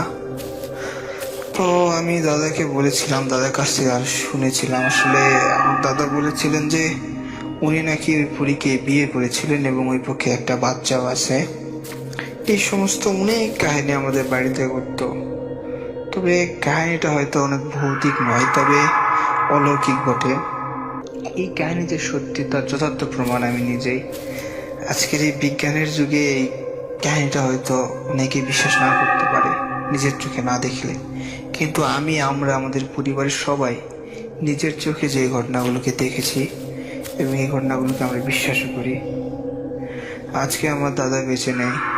আমি যখন ক্লাস 10-এ ছিলাম তখন আমার দাদা পৃথিবী থেকে বিদায় নিয়েছেন। দাদার কথা আমার খুব মনে পড়ে। তবে আমার দাদার মৃত্যুর পর সেই রিলেটেড কোনো কিছু আমাদের বাড়িতে আর ঘটে না। সব কিছুই যেন কেমন একটা শিথিল হয়ে গেছে। 20 মিনিটের মাথায় এরকম হয়েছে যে কোনো একটা শব্দ বা কোনো একটা কিছুর জন্য বা ঘটনাটা এমন দিকে মোড় নিয়েছে যে ঘটনাটা আর সিলেক্ট করা সম্ভব হলো না। খুব খারাপ লাগে 21 মিনিট শোনার পরে যখন এরকম লাগে। এটা কিন্তু প্রতিনিয়তই হচ্ছে, প্রতিনিয়তই হয়। সুতরাং আমার দিকটা একটু বুঝবেন এবং আমি আশা করবো যে আপনারা ঘটনা পাঠানো কোনোভাবে বন্ধ করবেন না এটা ভেবে যে আমার ঘটনা তো পড়া হবে না। না, আপনার ঘটনা অবশ্যই পড়া হবে, সেটা অন এয়ারে যাক আর না যাক। আমি যে পড়বো এটা তো আপনি মোটামুটি নিশ্চিত। আমি আপনাকে মোটামুটি না, পুরোপুরি নিশ্চিত হবার গ্যারেন্টি দিচ্ছি। আপনি যেটা করবেন সেটা হচ্ছে ঘটনাটা প্লিজ একটু আমাকে বা আমার পর্যন্ত পৌঁছে দেবেন। এবং এটা ইমেইল করাতে সুবিধা হয় কি যে আপনার ইমেইলে আমরা মানে ঘটনাগুলোকে খুব ভালোভাবে আমরা কিন্তু প্রিজার্ভ করতে পারি এবং ইমেইলে এই ব্যাপারটা ইমেইলেই হওয়া উচিত। সেজন্য আপনাদের বারবার ইমেইলে লিখতে বলি, ইমেইল করতে বলি। এই জন্য আপনারা অনেক ঝামেলাও পোহান। বাট এখন যে দুনিয়া, এই মুহূর্তে যে দুনিয়াতে আমরা আছি, সেই মুহূর্তে আমাদের সবচেয়ে বেশি এই সমস্ত ব্যাপারের উপরেই বা এই সমস্ত জিনিসের উপরে আমাদের নির্ভরশীল হতে হচ্ছে। আমরা ফেসবুক মানে সোশ্যাল মিডিয়ার কথা বলছি এবং এই যে ইমেল যাই বলেন না কেন এগুলোর উপরে আমাদের নির্ভর হতে হচ্ছে। তো যাই হোক, আপনি ঘটনা পাঠান russell.booth.com@gmail.com এই অ্যাড্রেসে এবং আমাদের russell.স্বাধীন ফেসবুকে যেতে হবে www.facebook.com/russell.স্বাধীন। এখানে গিয়ে আপনি আমাদের পোস্ট নিচে কমেন্ট করতে পারেন, লিখতে পারেন এবং আপনিও আরো অনেককে জানতে পারেন এই পেজটি সম্পর্কে। আমি আবারও বলছি, এটি এখন আমাদের একমাত্র পেজ, আমাদের আর কোনো পেজ নাই। সুতরাং অন্য কোনো পেজে গিয়ে বিভ্রান্ত হবার কোনো কারণ নেই। আর এই পেজটি আমি নিজে দেখাশোনা করি এবং আমাদের সাথে আমাদের কিছু এডিটর রয়েছেন, তারা আমাদের হেল্প করেন। তো এই যাই হোক, আমরা এখন চলে যাব আমাদের ঘটনায়। আশা করছি পুরোটা সময় আমাদের সাথে থাকবেন। আসসালামু আলাইকুম রাসেল ভাই, আশা করি ভালো আছেন। আর আপনি তো সবসময় ভালোর দলে থাকেন। আমার নাম মোহাম্মদ বাদল। আমি কুড়িগ্রাম জেলার রৌমারী উপজেলার চরবলমারি নামে একটি গ্রামে বাস করি। আজকে আমি আপনার সাথে যে ঘটনাটা শেয়ার করব সেটি আমার সাথে ঘটে যাওয়া একটি মর্মান্তিক ঘটনা। অনেকদিন ধরেই বলবো বলে বলা হয়নি, এই রমজানে বলে ফেললাম। আশা করি আপনার কাছে ভালো লাগবে, আর ভালো লাগলে অবশ্যই সবার সাথে শেয়ার করবেন। বেশি কথা না বললে আমি আমার ঘটনায় চলে যাই। আসলে ভাই, আমার সাথে ঘটনাটা ঘটে 2015 সালের আগস্ট মাসে, যখন আমি ক্লাস 5-এ পড়ি। ক্লাস 5-এ পড়ায় সামনে সমাপনী পরীক্ষা ছিল এবং সমাপনী পরীক্ষা থাকায় আমাদের স্কুলে রাতে কোচিং করানোর সিদ্ধান্ত নেয়। কোচিং করানো মানে সন্ধ্যা 6টা থেকে রাত 10টা পর্যন্ত। এবং রাসেল ভাই, আরেকটা কথা, স্কুল থেকে আমার বাসার দূরত্ব ছিল 7 কিলোমিটার সেজন্যে রাতে একা আমার পক্ষে সেখানে যে কোচিং করা সম্ভব ছিল না। সেজন্যে আমি আমার চাচাতো ভাইয়ের সাথে রাতে যেতাম, মানে চাচাতো ভাই আমাকে রাতে সেখানে নিয়ে যেত, আবার কোচিং শেষ হলে নিয়ে আসতো। কিছুদিন যাওয়ার পর রাসেল ভাই সে একটা শাখা থেকে পড়ে গিয়ে তার বলা চলে একটা পা ভেঙে যায়। সেজন্য আমার পক্ষে আর তার কোচিংয়ে মানে স্কুলে যাওয়া সম্ভব হয় না। সেজন্য আমি আর কিভাবে স্কুলে যাই। সেজন্য আমরা স্কুলে কয়েকজন বন্ধু মিলে সিদ্ধান্ত নিলাম যে আমরা স্কুলে কোনো একটা রুমে থেকেই কোচিং করব যতদিন কোচিং চলছে। এজন্য আমরা আমাদের স্কুলের প্রধান শিক্ষককে অনুরোধ করলাম এবং অনেক অনুরোধ করার পরে প্রধান শিক্ষক রাজি হলেন কারণ আমরা ছিলাম স্কুলের বলা চলে অনেক ভালো মানের ছাত্র। আমাদের জন্য এটুকু স্যার করবে, এটাই স্বাভাবিক। স্যার রাজি হওয়ার পরে স্যারের আমাদের স্কুলের দোতলায় একটা রুমটা ছিল এরকম যে আমাদের দোতলার ডান পাশে সবার ডানে একটা রুম ছিল। রাসেল ভাই, আমি স্কুলে যাওয়ার পর থেকে কোনোদিনও রুমটা খোলা দেখিনি, মানে সবসময় বন্ধই দেখেছি। আর কি কারণে যে বন্ধ ছিল সেটাও কোনোদিন জানতে চাইনি। স্যার আমাদেরকে রুমটা খুলে দিল। রুমটা খোলার পরে দেখলাম রুমটার মধ্যে অনেক ভাঙা বেঞ্চ, চেয়ার ইত্যাদি ইত্যাদি মানে আবর্জনা পড়ে আছে। আমরা একদিন পরেই সেগুলো সাফ করলাম, মানে পরিষ্কার করলাম। তারপরে আমরা বাড়ি থেকে 4 মতো কম্বল, খেতা, বালিশ নিয়ে গেছিলাম, সব মানে বিছিয়ে থাকা শুরু করলাম। রাসেল ভাই, আমরা মানে 3 জন বন্ধু থাকতাম, মানে সবার আর 2 জন ছিল, ওদের নাম ছিল মাজিদুল ও ফয়সাল। ওদের বাড়িও মানে অনেকটাই দূরে ছিল, সেই জন্য ওদেরও আসার প্রবলেম হতো, সেই জন্য থাকে। যেহেতু রাসেল ভাই আমরা দূরে থেকে আসছি, সেজন্য আমাদের খাওয়া দাওয়ার জন্য কোনো বাড়িতে লজিং থাকতে হতো, মানে লজিং খেতে হতো। কোচিং শেষ করে আমরা রাতে খেতে যেতাম এবং কোচিং মানে খেয়ে দিয়ে আবার এসে শুয়ে পড়তাম। রাসেল ভাই, এভাবেই আমাদের কয়েকদিন কাটলো, মানে 3 থেকে 4 দিন এভাবেই কাটলো, কোনো প্রবলেম হলো না। রাসেল ভাই, প্রবলেম শুরু হয় 4th দিন থেকে। মানে 4th দিন বলতে আমরা 3 জনে রাতে শুয়ে আছি, আমাদের হঠাৎ একটা শব্দ ঘুম ভাঙলো। শব্দটা এরকম ছিল যে মানে শব্দটা আসছিল ওই রুমের কোন এক কর্নার থেকে। শব্দটা এরকম ছিল যে কোনো বিড়ালকে যদি কেউ গলা চিপে ধরে তাকে কোনো আওয়াজ করতে না দেওয়া হয়, সেরকমই মানে বিড়াল ডাকার শব্দ। আমরা যথারীতি মানে যেহেতু আমরা রাতে কোচিং করতাম, সেজন্য আমাদের সবার কাছে টর্চ লাইট ছিল। আমরা টর্চ লাইট ধরলাম এবং ধরে দেখলাম যে একটা কালো বিড়াল, একবারে কালো, চোখ ছিল রক্ত লাল,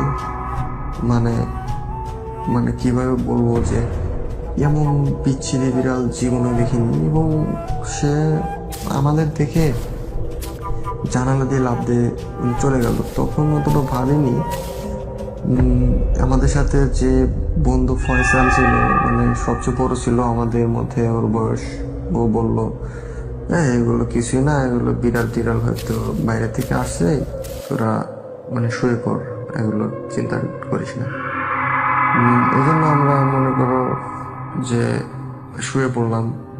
আবার সকালে উঠে দেখি মানে একটা মাথায় একটা মানে জিনিস ভাবলো যে মানে খেললো যে আমরা তো দোতলায় ছিলাম আর জানলাও তো আটকানো ছিল, বিড়ালটা কিভাবে লাফ দিল, ওর কোন জায়গা দিয়ে লাফ দিল, আর যদি লাফও দেয় তাহলে দোতলা থেকে এটা কিভাবে সম্ভব। যাই হোক, অত কিছু ভাবারই নাই, সিম্পল এটা হতেই পারে। কিন্তু মানে সেটাই কি শেষ ছিল, না পরে কিছু করতে চলছে, এটা আমাদের মানে আমরা জানতাম না যে এরপরে আর কি হবে।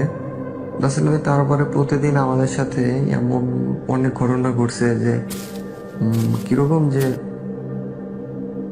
ও ছাদের মধ্যে মনে হয় অনেকজন মানুষ মানে আলোচনা করছে বা গ্যাদারিং করছে বা খাওয়া দাওয়া করছে, অথবা আমাদের এমনও মনে মনে হতো যে আমরা ওখানে থাকলে মারা যাব। মানে রাতে থাকলে আমাদের জন্য হয়তো বাইরে গিয়ে অপেক্ষা করছে, আমরা বাইরেও যেতে পারতাম না, এমন একটা অবস্থা মানে হয়েছিল রাসেল ভাই। কিন্তু রাসেল ভাই আমরা এই ঘটনাগুলো কারোর সাথে শেয়ার করতাম না, যে কয়দিন পর পরীক্ষা কি এগুলো হয়তো সেখানে শেষ হয়ে যাবে, শেয়ার করতাম না। রাসেল ভাই পরীক্ষার আর 15 দিন বাকি আছে, কোচিং চলছে। আমরা এক বন্ধু মানে তার বাড়ি চলে যায়, আমরা সেজন্য দুজনেই থাকতে হয়। একদিন রাতে আমরা দুজন শুয়ে আছি, আর শোয়া অবস্থায় দেখলাম যে মানে সেদিন রাতেও শুয়ে আছি, রাত তখন মনে হয় 11টা বাজে। আমাদের একটা মেয়ে মানে কান্নার শব্দে আমাদের ঘুম ভাঙে দুজনেরই। মানে কান্নাটা এমন ছিল যে অনেক মায়াবী সুরে কে যেন কাঁদছে, মানে ওই রুমের ওই কর্নার থেকে আসতেছে।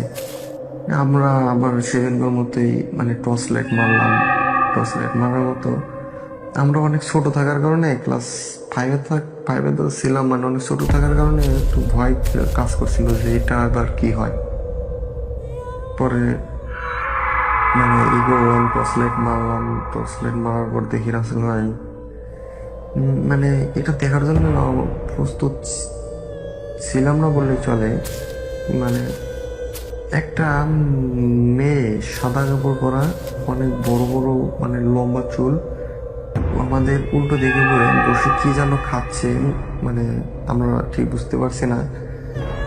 কিন্তু আমাদের দেখে মানে আমাদের উপস্থিত হলো, মানে টর্চ লাইট মারার সাথে সাথেই মেয়েটা এমন ভাবে মাথাটা ঘুরালো, মনে হয় যে কোনো একটা বল 360 ডিগ্রি অ্যাঙ্গেলে আমাদের দিকে মানে তাকালো। এটা দেখে তো রাসেল ভাই আমি কি বলবো, মেয়েটার মানে চোখ তো ছিলই না, মুখের মধ্যে রক্ত মানে চুয়ে পড়ছে। এটা দেখে তো মানে সেন্সলেস হয়ে পড়ে যায়। তারপরে যখন মানে আমার জ্ঞান ফেরে তখন আমি ছিলাম আমার বাড়িতে। দেখি মানে বাড়িতে শুয়ে আছি, বাবা মা বন্ধু ফয়সালও শুয়ে মানে পাশে বসে আছে, এখন কান্নাকাটি করছে মা বাবা। মানে মাকে জিজ্ঞেস করলাম যে মানে কি হয়েছে, কান্নাকাটি করতেছে। পরে বললো যে তুই এই 3 দিন থেকে অজ্ঞান হয়ে পড়ে আছিস, আমি কি বলবো তোর সাথে কি হয়েছে সেটা মানে বল। পরে আমি সবাইকে সব খুলে বলার পরে তারা মানে কি বলবো, আমি আমার বন্ধু মাজদুলের কথা বলেছি যে ওর এখন কি খবর। রাসেল ভাই আমি লক্ষ্য করিনি যে আমার শরীরে কতগুলো ব্যান্ডেজ ছিল, মানে আমি সেগুলো খেয়ালই করিনি। পরে মাজদুলের কথা জিজ্ঞেস করলাম, ওরা বললো যে ও নাকি মারা গেছে। মানে আমাকে নাকি পাওয়া যায় স্কুলের ছাদে, মানে ক্ষত বিক্ষত অবস্থায়, আর মাজদুলকে পাওয়া যায় স্কুলের পেছনে একটা জঙ্গলে মৃত অবস্থায়, মানে ওকে কেউ খাবলে খেয়েছে এরকম। সেটা শুনে আমার তো মানে বিশ্বাসই হয় না। পরে আমি নিজের শরীরের দিকে চেয়ে দেখি যে আমার এই অবস্থা, শরীরে এত ব্যান্ডেজ। আমি তো তারপর থেকে আমার 2 মাস জ্বর ছিল রাসেল ভাই, যার কারণে আমি আমার সমবনে পরীক্ষাও দিতে পারিনি সেবার। আমার জ্বর মানে না থামায় মা মানে এক বড় হুজুরের কাছে যান। হুজুর বলে যে আপনার ছেলেরা যে রুমে ছিল ওই রুমে কয়েকগুলো দুষ্টু জিন বসবাস করতো, এবং তারা যাওয়ায় তাদের মানে থাকার ব্যাঘাত ঘটে। সেজন্য তারা তাকে অনেকভাবে মানে না করে এখানে থাকার জন্য, কিন্তু তারা সেটা বুঝতে পারে না, হয়তো কোনোভাবেই মানে বুঝে উঠতে পারে না, সেজন্য তাদের সাথে এরকম ব্যবহার করে। রাসেল ভাই, এই ছিল আমার ঘটনা। আশা করি আপনার ভালো লাগবে। আর কথাবার্তায় কোনো ঝামেলা হলে অবশ্যই ক্ষমা দৃষ্টিতে দেখবেন, অবশ্যই সবার সাথে শেয়ার করবেন। আর রাসেল ভাই, আমাদের এলাকায় অনেক ঘটনা রয়েছে যা আপনার কাছে শেয়ার করার মতো। অবশ্য সময় পেলে বলবো। রাসেল ভাই, আসসালামু আলাইকুম। আসসালামু আলাইকুম দিশা। কে তুমি? Bhoot.com. The fear returns with Russell.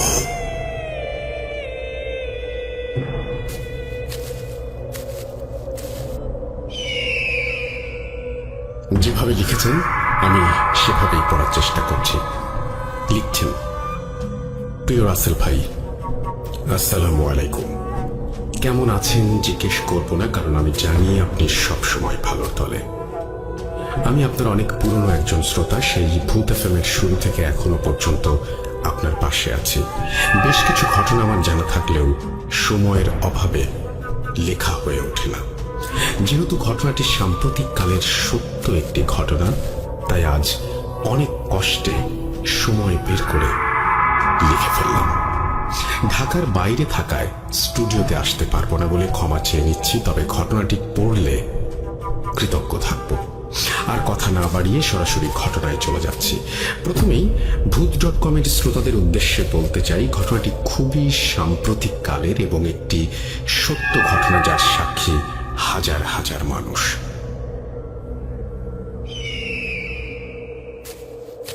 ঘটনাটি 2020 সালের এবং ঘটনাটি ঘটে জয়পুরহাট জেলার সদর উপজেলায় মালয়পুর নামক গ্রামে, আমাদের পাশের গ্রাম। এই গ্রামটি দিয়ে বয়ে গেছে ছোট যমুনা নদীর একটি শাখা। অতীতে নদীটি বেশ প্রশস্ত থাকলেও বর্তমানে নদীটি খুব একটা বড় না।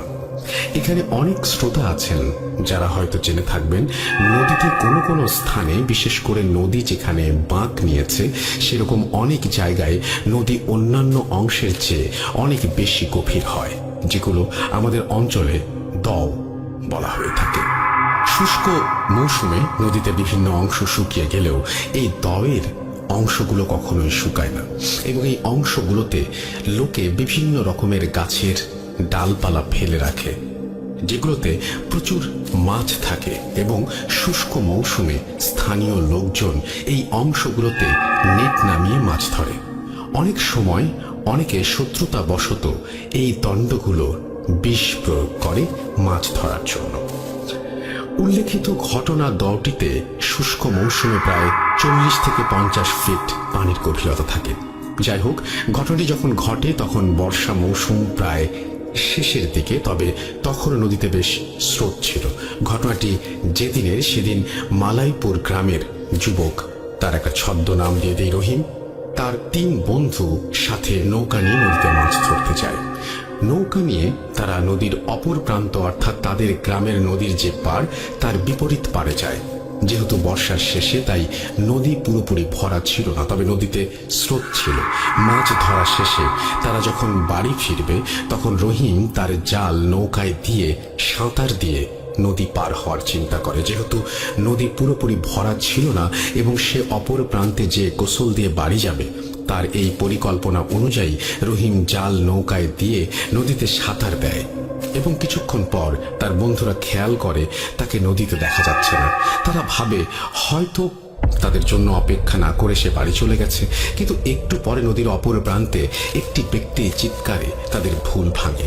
অপর প্রান্তের ব্যক্তিটি যে নদীর পাড়ে গরুর জন্য ঘাস সংগ্রহ করছিল, সে বলে রহিম যখন নদীর পাড় থেকে 20-30 ফুট দূরে, তখন সে হঠাৎ চিৎকার দিয়ে বলে, চাচা আমার হাতটা একটু ধরেন, আমি ডুবে যাচ্ছি। এখানে বলে রাখা ভালো, রহিমের বাড়ি নদীর কাছে হওয়ায় সে ছোটবেলা থেকে ভালো সাঁতার জানত, এবং এই ভরা নদী সে অসংখ্যবার সাঁতার দিয়ে পার হয়েছে। কাজেই এই নদীতে তার ডুবে যাওয়ার কোনো কারণ নেই, এটি একেবারে স্বাভাবিক না। যাই হোক, রহিমকে বাঁচানোর জন্য যখন পাড়ের ওই ব্যক্তিটি নদীতে ঝাঁপ দিতে যাবে, ঠিক তখনই পানির প্রচন্ড একটা ঘূর্ণন, যাকে আমরা পাক বলে থাকি আমাদের অঞ্চলের ভাষায়, সেটি এসে রহিমকে একদম তলিয়ে নিয়ে যায় এবং এই ঘটনা দেখে সে চিৎকার দিতে থাকে। কিছুক্ষণ পর্যন্ত আশেপাশে রহিমকে ভেসে উঠতে না দেখে গ্রামবাসী ফায়ার সার্ভিসে খবর দেয়। ততক্ষণে নদীর দুই পাশে শত শত গ্রামবাসী জমা হয়ে গেছে। ফায়ার সার্ভিসের কর্মীরা আসার পর ৩-৪ জন ডুবুরি অক্সিজেনের ট্যাঙ্ক এবং প্রয়োজনীয় উপকরণ নিয়ে নদীতে নামে। এখানে উল্লেখ্য যে যেখানে রহিম ডুবেছিল সেই অংশটি দয়ের অংশ, যেখানে পানির গভীরতা নদীর অন্য অংশের চেয়ে বেশি ছিল এবং তারা নদীতে নামার পর কয়েক মিনিট পানির নিচে খুঁজতে থাকে এবং হঠাৎ করে নদীর গভীর অংশ যে ছিল সে উপরে ভেসে ওঠে। তাদের যে নেতৃত্ব দিচ্ছিলেন তার কানে কানে সে কি যেন বলে। এখন তাদের টিমের ওই লিডার তাকে আর পানিতে নামতে নিষেধ করেন এবং নৌকায় বসতে বলেন। এরপর বাকি সদস্যরা ওই স্থান থেকে দূরে নদীর অগভীর প্রান্তে 2-3 মিনিট সাঁতার কেটে অর্থাৎ ডুবুরি যে কাজ সেটি করে উপরে চলে আসেন। গ্রামবাসী যখন তাদের জিজ্ঞেস করেন রহিমের ব্যাপারে, তারা বলেন আমরা অনেক চেষ্টা করলাম কিন্তু তাকে খুঁজে পেলাম না। তারা বলেন রহিমের মাকে ডাক দেন, আমরা তার সাথে একটু কথা বলবো। তারা রহিমের মাকে আলাদাভাবে ডেকে বলেন সেখানে কিছু বাতাসা সহ আরো কিছু জিনিস দিতে, তাহলে রহিমকে পাওয়া যাবে, তবে জীবিত অবস্থায় না, মৃত অবস্থায়। পরে গ্রামবাসীরা চাপাচাপি করলে তারা বলে এর আগে এখানে কিছু ঘটেনি। তখন ওইখানে উপস্থিত বয়স্ক ব্যক্তিরা বলেন প্রায় 35 থেকে 40 বছর আগে এখানে একসাথে ডুবে যাওয়া 2 জন লোক মারা গেছেন। তখন ফায়ার সার্ভিসের কর্মীরা বলেন আমরা নিচে গিয়ে দেখি অস্বাভাবিক আকৃতির একটি বস্তু, যার সমস্ত শরীর জুড়ে চোখ এবং চোখগুলো দিয়ে প্রচন্ড আলো বের হচ্ছে। ওই অস্বাভাবিক আকৃতির বস্তুটি আমাদেরকে বলেছে যে আমরা যদি এখান থেকে বাঁচতে চাই তাহলে এখন যেন উঠে যাই এবং আমরা যেন আপনাকে অর্থাৎ সেই ছেলেটির মাকে এই কাজগুলো করতে বলি, তাহলে তারা লাশ ফেরত দেবে। এই কথা শুনে আমরা দ্রুত উপরে উঠে আসি। তাদের কথা অনুযায়ী রহিমের মা ওই কাজগুলো ওই দিনই করেন এবং পরের দিন ওই স্থান থেকে প্রায় 2 থেকে 3 কিলোমিটার দূরে রহিমের লাশ ভেসে ওঠে। এর বেশ কিছুদিন পর আমরা রহিমের পরিবারের লোকদের থেকে একটা অদ্ভুত তথ্য পাই, আর তা হলো রহিম বেশ কয়েক বছর আগে শুষ্ক মৌসুমে মাছ ধরার জন্য ওই দাওতে বিষ প্রয়োগ করে। তখন তাকে স্বপ্ন দেখানো হয় সে অনেক বড় একটা অন্যায় কাজ করেছে এবং সে যেন কখনো একা নদীতে না যায়। নদীতে তাকে একা কখনো পেলে এর প্রতিশোধ নেওয়া হবে। যেহেতু এটা কয়েক বছর আগের ঘটনা, তাই রহিম আস্তে আস্তে এই স্বপ্নের ঘটনাটা ভুলে যেতে থাকে এবং ঘটনাটিকে আর গুরুত্ব সহকারে নেয় না। এলাকাবাসী এখনো ভাবে হয়তো ওই ঘটনার জন্য তাকে এমন করুণ পরিণতি বরণ করতে হয়েছে। এই ছিল আমাদের পাশের গ্রামে ঘটে যাওয়া একটি সত্য ঘটনা, যার সাক্ষী এই অঞ্চলের হাজার হাজার মানুষ। লিসেনাররা চাইলে এর সত্যতা যাচাই করে দেখতে পারেন।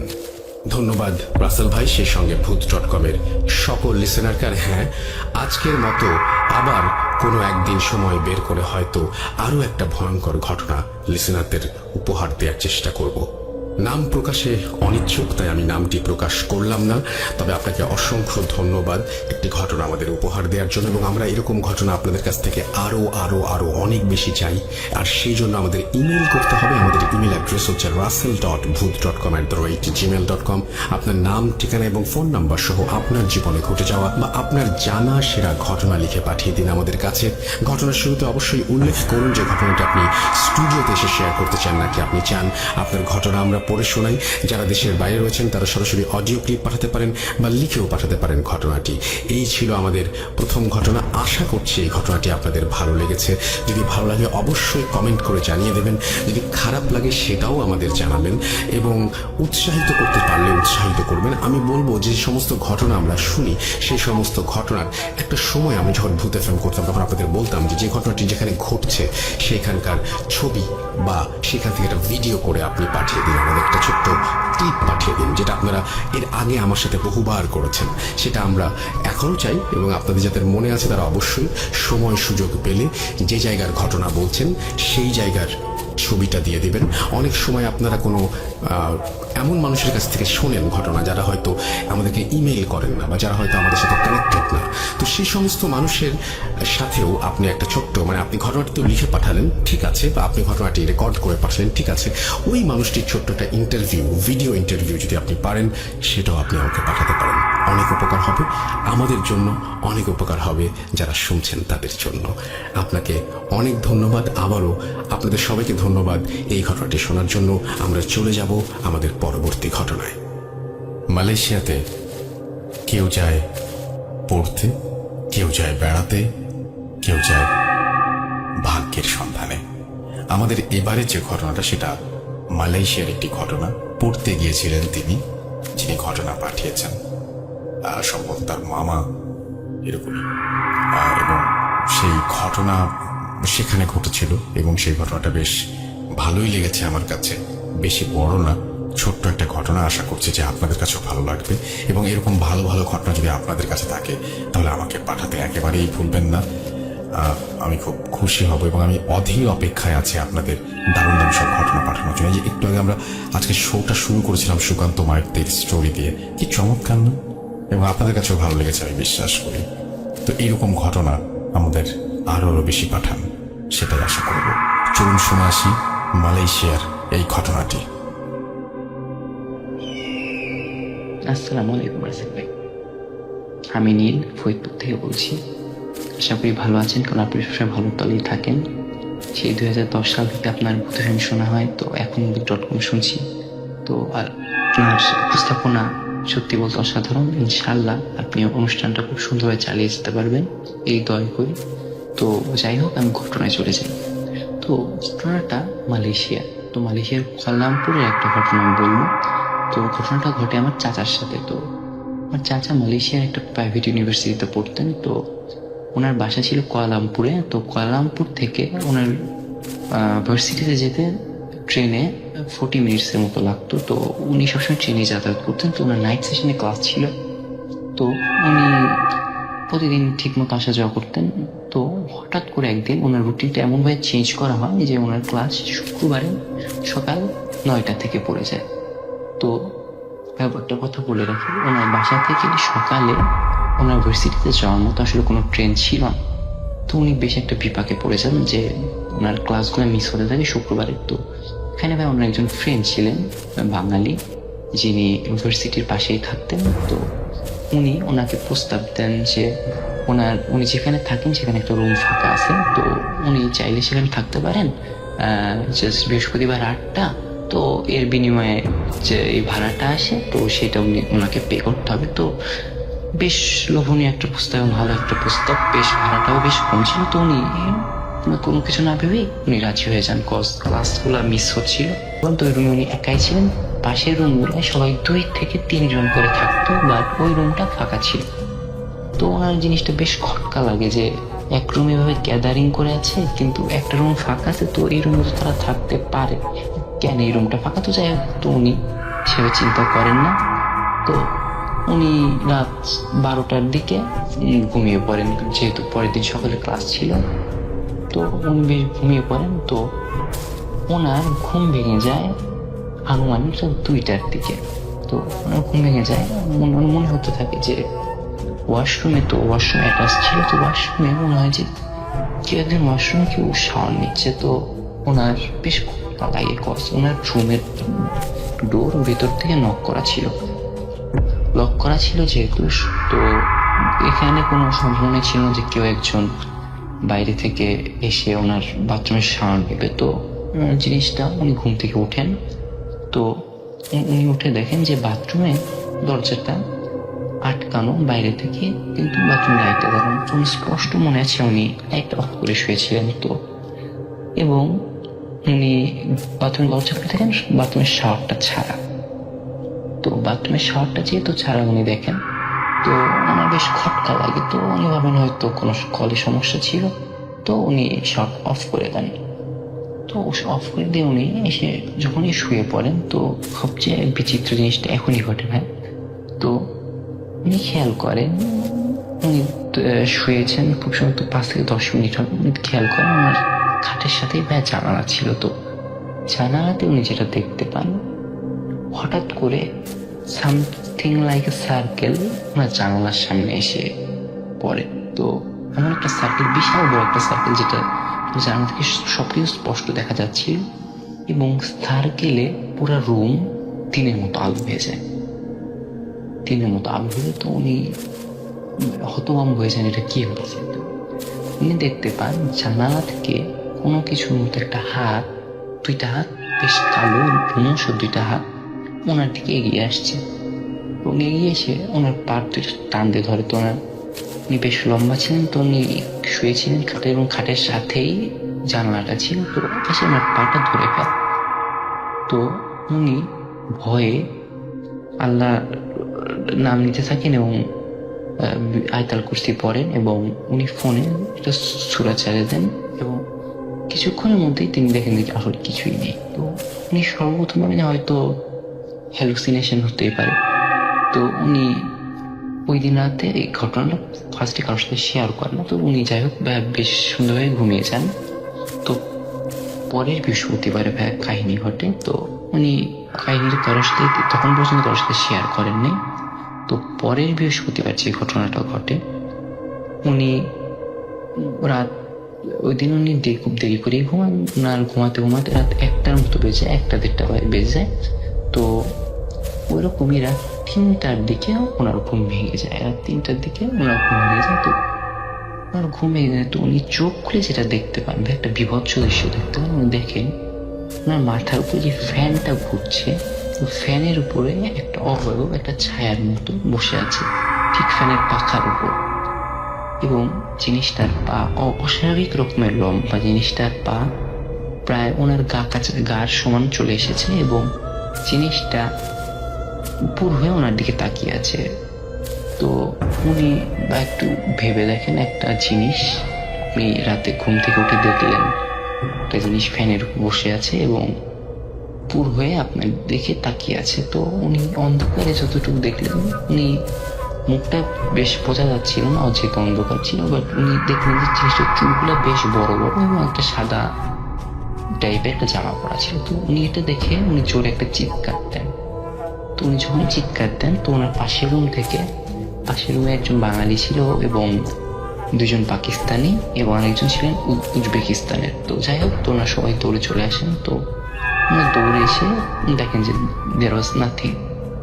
তো উনি ওই দিন রাতে আর ভয়ে ওই রুমে ঘুমান। উনি বলেন উনি পাশের রুমে যান। তো পাশের রুমে যেয়ে তার বন্ধুকে, তো ভাই ওনার বন্ধুর নাম ছিল হাসান, তো হাসান ভাইকে উনি জিজ্ঞাসা করেন যে আসলে কি সমস্যা, তুই আমার সত্যি করে বল যে এই রুমে কি সমস্যা ছিল।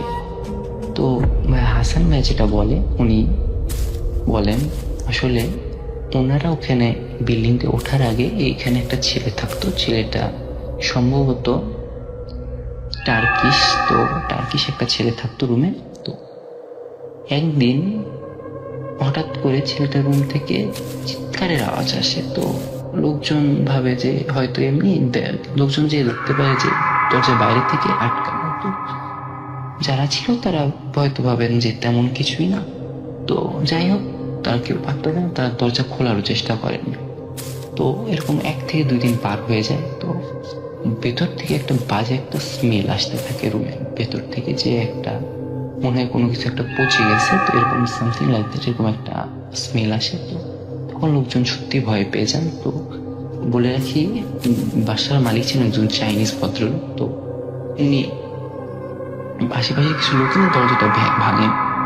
দরজা ভেঙে ওনারা যেটা দেখতে পান, সেটা হলো সবচেয়ে ইন্টারেস্টিং ঘটনা। ওনারা দেখতে পান ছেলেটা দেহ ছিন্ন ভিন্ন হয়ে আছে, এবং ছিন্ন ভিন্ন হয়ে রুমের সারা দেয়ালে ছড়িয়ে ছিটিয়ে আছে, এবং দরজার ভিতর থেকে লক করা।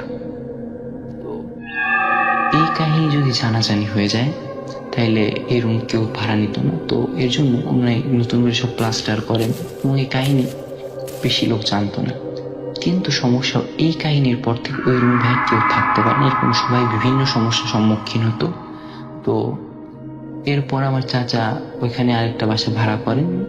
পুরোপুরি ভাড়া করতে হয় তাকে, বাধ্য হয়েই দেন ক্লাস করতে হয়। তো এই ছিল ভাই আমার ঘটনা। তো মালয়েশিয়ার এরকম চাচার সাথে ঘটে এরকম বেশ কিছু ঘটনা আছে। যদি এটা শেয়ার করা হয় ভবিষ্যতে ইনশাআল্লাহ আরো অনেক কিছু শেয়ার করব, এই আশা নিয়ে আছি। আসসালামু আলাইকুম, ভালো থাকবেন সবাই। কে তুমি? Bhootfoot.com. The fear returns with Russell.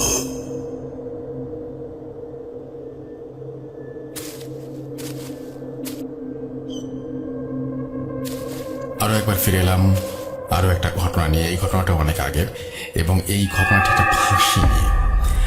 আমি বারবারই বলি যে পৃথিবীতে বেঁচে থাকার চাইতে ভালো আর কিছু হতে পারে না।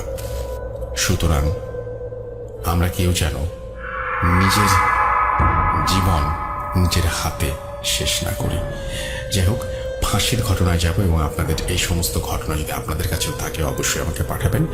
আমার ইমেল অ্যাড্রেস তো জানেন, তার উপরেও আর একবার মনে করে দিচ্ছি russell.com@gmail.com। আমার ফেসবুক হচ্ছে www.facebook.com/russell.সাথী। আমরা চলে যাচ্ছি আমাদের ফাঁসি নিজের স্টোরি, সেই স্টোরিতে চলুন। হ্যালো, আসসালামু আলাইকুম রাসেল ভাই, আশা করি ভালো আছেন। আমি মোহাম্মদ আনাস, আমার বাসা নরসিংদীতে। আমি অনেকদিন ধরে আপনাকে শুনি, আপনার একটা এপিসোডও মিস দেয়নি Bhoot.com, আর আগেও শুনতাম। কথা না বাড়িয়ে চলুন শুরু করা যাক। আমার আগে বলে রাখা ভালো, আমি একজন মাদ্রাসার স্টুডেন্ট। এখন মাদ্রাসা ছেড়ে আমি জেনারেল লাইনে পড়ছি। মাদ্রাসায় আসলে মনোযোগটা টিকায় রাখতে পারিনি, তাই জেনারেল লাইনে আসা হলো। সো সরাসরি ঘটনা চলে যায়। আমি যখন মাদ্রাসার দ্বিতীয় শ্রেণীতে পড়তাম, তখন প্রায় বছরের মাঝামাঝি এসে পড়েছে। আমি মাদ্রাসায় পড়তাম, মাদ্রাসায় থাকতাম, মাদ্রাসায় ঘুমাইতাম। একদিন রাত্রে হঠাৎ মনে ইচ্ছা জাগলো যে তাহাজ্জুদ পড়ি। আমাদের ফ্রেন্ডরা সবাই মিলে উঠে তাহাজ্জুদের জন্য রেডি হই। ওরা সবাই আসে, আসার পরে ওই সময় প্রায় রাত 2:30টার দিকে বাজে। পরে আমি বললাম চল, সবার ডাক দিয়ে উঠায় বললাম চল নামাজ পড়ে আসি। পরে তো আচ্ছা আচ্ছা ঠিক আছে, সবাই বের হলাম। বেরে উজুখানায় উজুখানায় গেল। উজুখানাতে আমি যে সময় উজু করা শেষ করলাম, সে উজু করে শেষ করে দেখি কেউ নাই, আমার আশেপাশে কেউ নাই। আমি ঘাবড়িয়ে যাই। তারপরে আমি রুমের দিকে আসি, রুমে এসে দেখি সবাই ঘুমোচ্ছে। সো তাহলে ভাই, আমি যে ওদেরকে ডাক দিলাম নামাজের জন্য, ওরা কি কেউই শুনেনি? আমি ঘাবড়িয়ে যাই। তারপর আমি নিজেই ওদের কথা না ভেবে, ওই সময় এত মাথা কাজ করছিল না, ওদের কথা না ভেবে আমি নিজেই তাহাজ্জুদ পড়ি। তাহাজ্জুদ পড়ার পর আমি আসি, আমার বেডে এসে শুই। এরপর আসলে বলে রাখা ভালো, আমাদের মাদ্রাসার সাইডে একটা বড় মসজিদ আছে। এই আমাদের নরসিংদীতে আমাদের মাদুদি এলাকায় ওই মসজিদটা সবচেয়ে বড় আমাদের মাদ্রাসারই। সো আমি এই মসজিদের বরাবর আর কি জানালায় শুইতাম, জানালার সাইডে। সো হঠাৎ ওই সময় রাত 3টা বাজে সম্ভবত। ওই সময় তো ঘড়ি ছিল না, অনেক আগে কথা। ঘড়ি সবাই ব্যবহার করতো না, আর আমাদের মাদ্রাসায়ও ওই সময় ঘড়ি ছিল না বলতে, মাদ্রাসায় ছিল না বলতে আমাদের রুমই ছিল না। সো ওই সময় আমি কি করতাম, ওই জানলা দিয়ে ওই মসজিদের দিকে চাইলাম।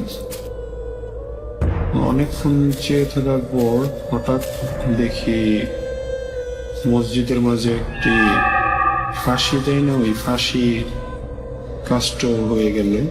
আমি তো ভয় পেয়ে গেলাম। আসলে মসজিদের এখানে ফাঁসির কাষ্ট কে দিল, কিন্তু মসজিদের ছাদে হঠাৎ দুইজন লোক আসলো ওই ফাঁসির কাছটার কাছে। একজন একটা কালো ড্রেস পরা আর আরেকজন সাদা ড্রেস পরা আর কি।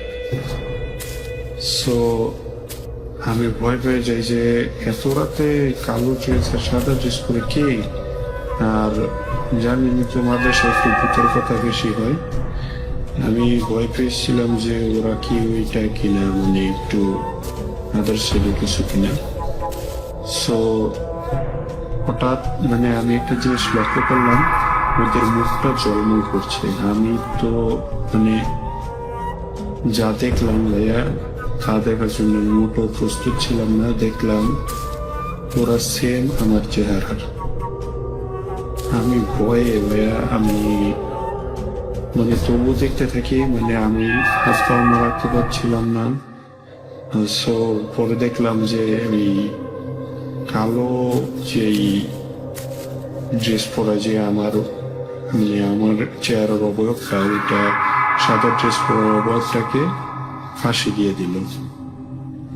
সো আমি ভয় পেয়ে গেলাম। হঠাৎ কালো ড্রেস পরা অবয়বটা মানে ভ্যানিশ হয়ে গেল।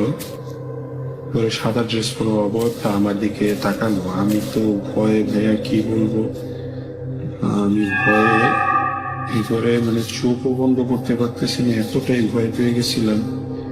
ওই আমার দিকে চেয়ে হাত বাড়িয়ে আমার দিকে আসা শুরু করলো। তখন আমি একটি চিৎকার মেরে সেন্সলেস হয়ে যাই। তারপর আমি এই সকালে উঠে ওই হুজুরকে বলি সব কথা। হুজুর তো মানে বলতেছে না এটা ওষুধ বুয়া করতে নেই, মানে সবাই ইগনোর করে দিল এই কথাটা। তারপরে যা জানতে পারলাম রাসেল ভাই, আমার বন্ধুরা সবাই উঠছিল ঘুম থেকে আমার সাথেই। ওইটা আমার দেখছে যে আমি যেখানে দাঁড়িয়ে রয়েছি, কেউ কথাই শুনছি না, সবাই ভয় পেয়ে চলে আসে, এসে ঘুমায় পড়ে। আর ভাইয়া কেন আমার চেয়ারের এই দুইটি লোক মসজিদের ছাদে এমন করবে, ওইটার ব্যাখ্যা আমি আজ পর্যন্ত খুঁজে পেলাম না। এটা বলে আমি আমার কাহিনী শেষ করছি। আর রাসেল ভাই একটি কথা বলে রাখা ভালো, আমার কাছে অনেক ঘটনা আছে। যদি এই ঘটনাটা আপনি ভালো মনে করেন, প্লে করেন, তাহলে আমি আরো অনেক ঘটনা পাঠাবো। আমার খালের সাথে ঘটে যাওয়া অনেক ঘটনা আছে। আমি গ্রামের সাইডে থাকে তো তাই। সো আসসালামু আলাইকুম রাসেল ভাই। Spirit, be here with me.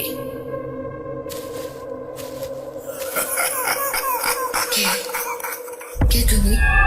ভূত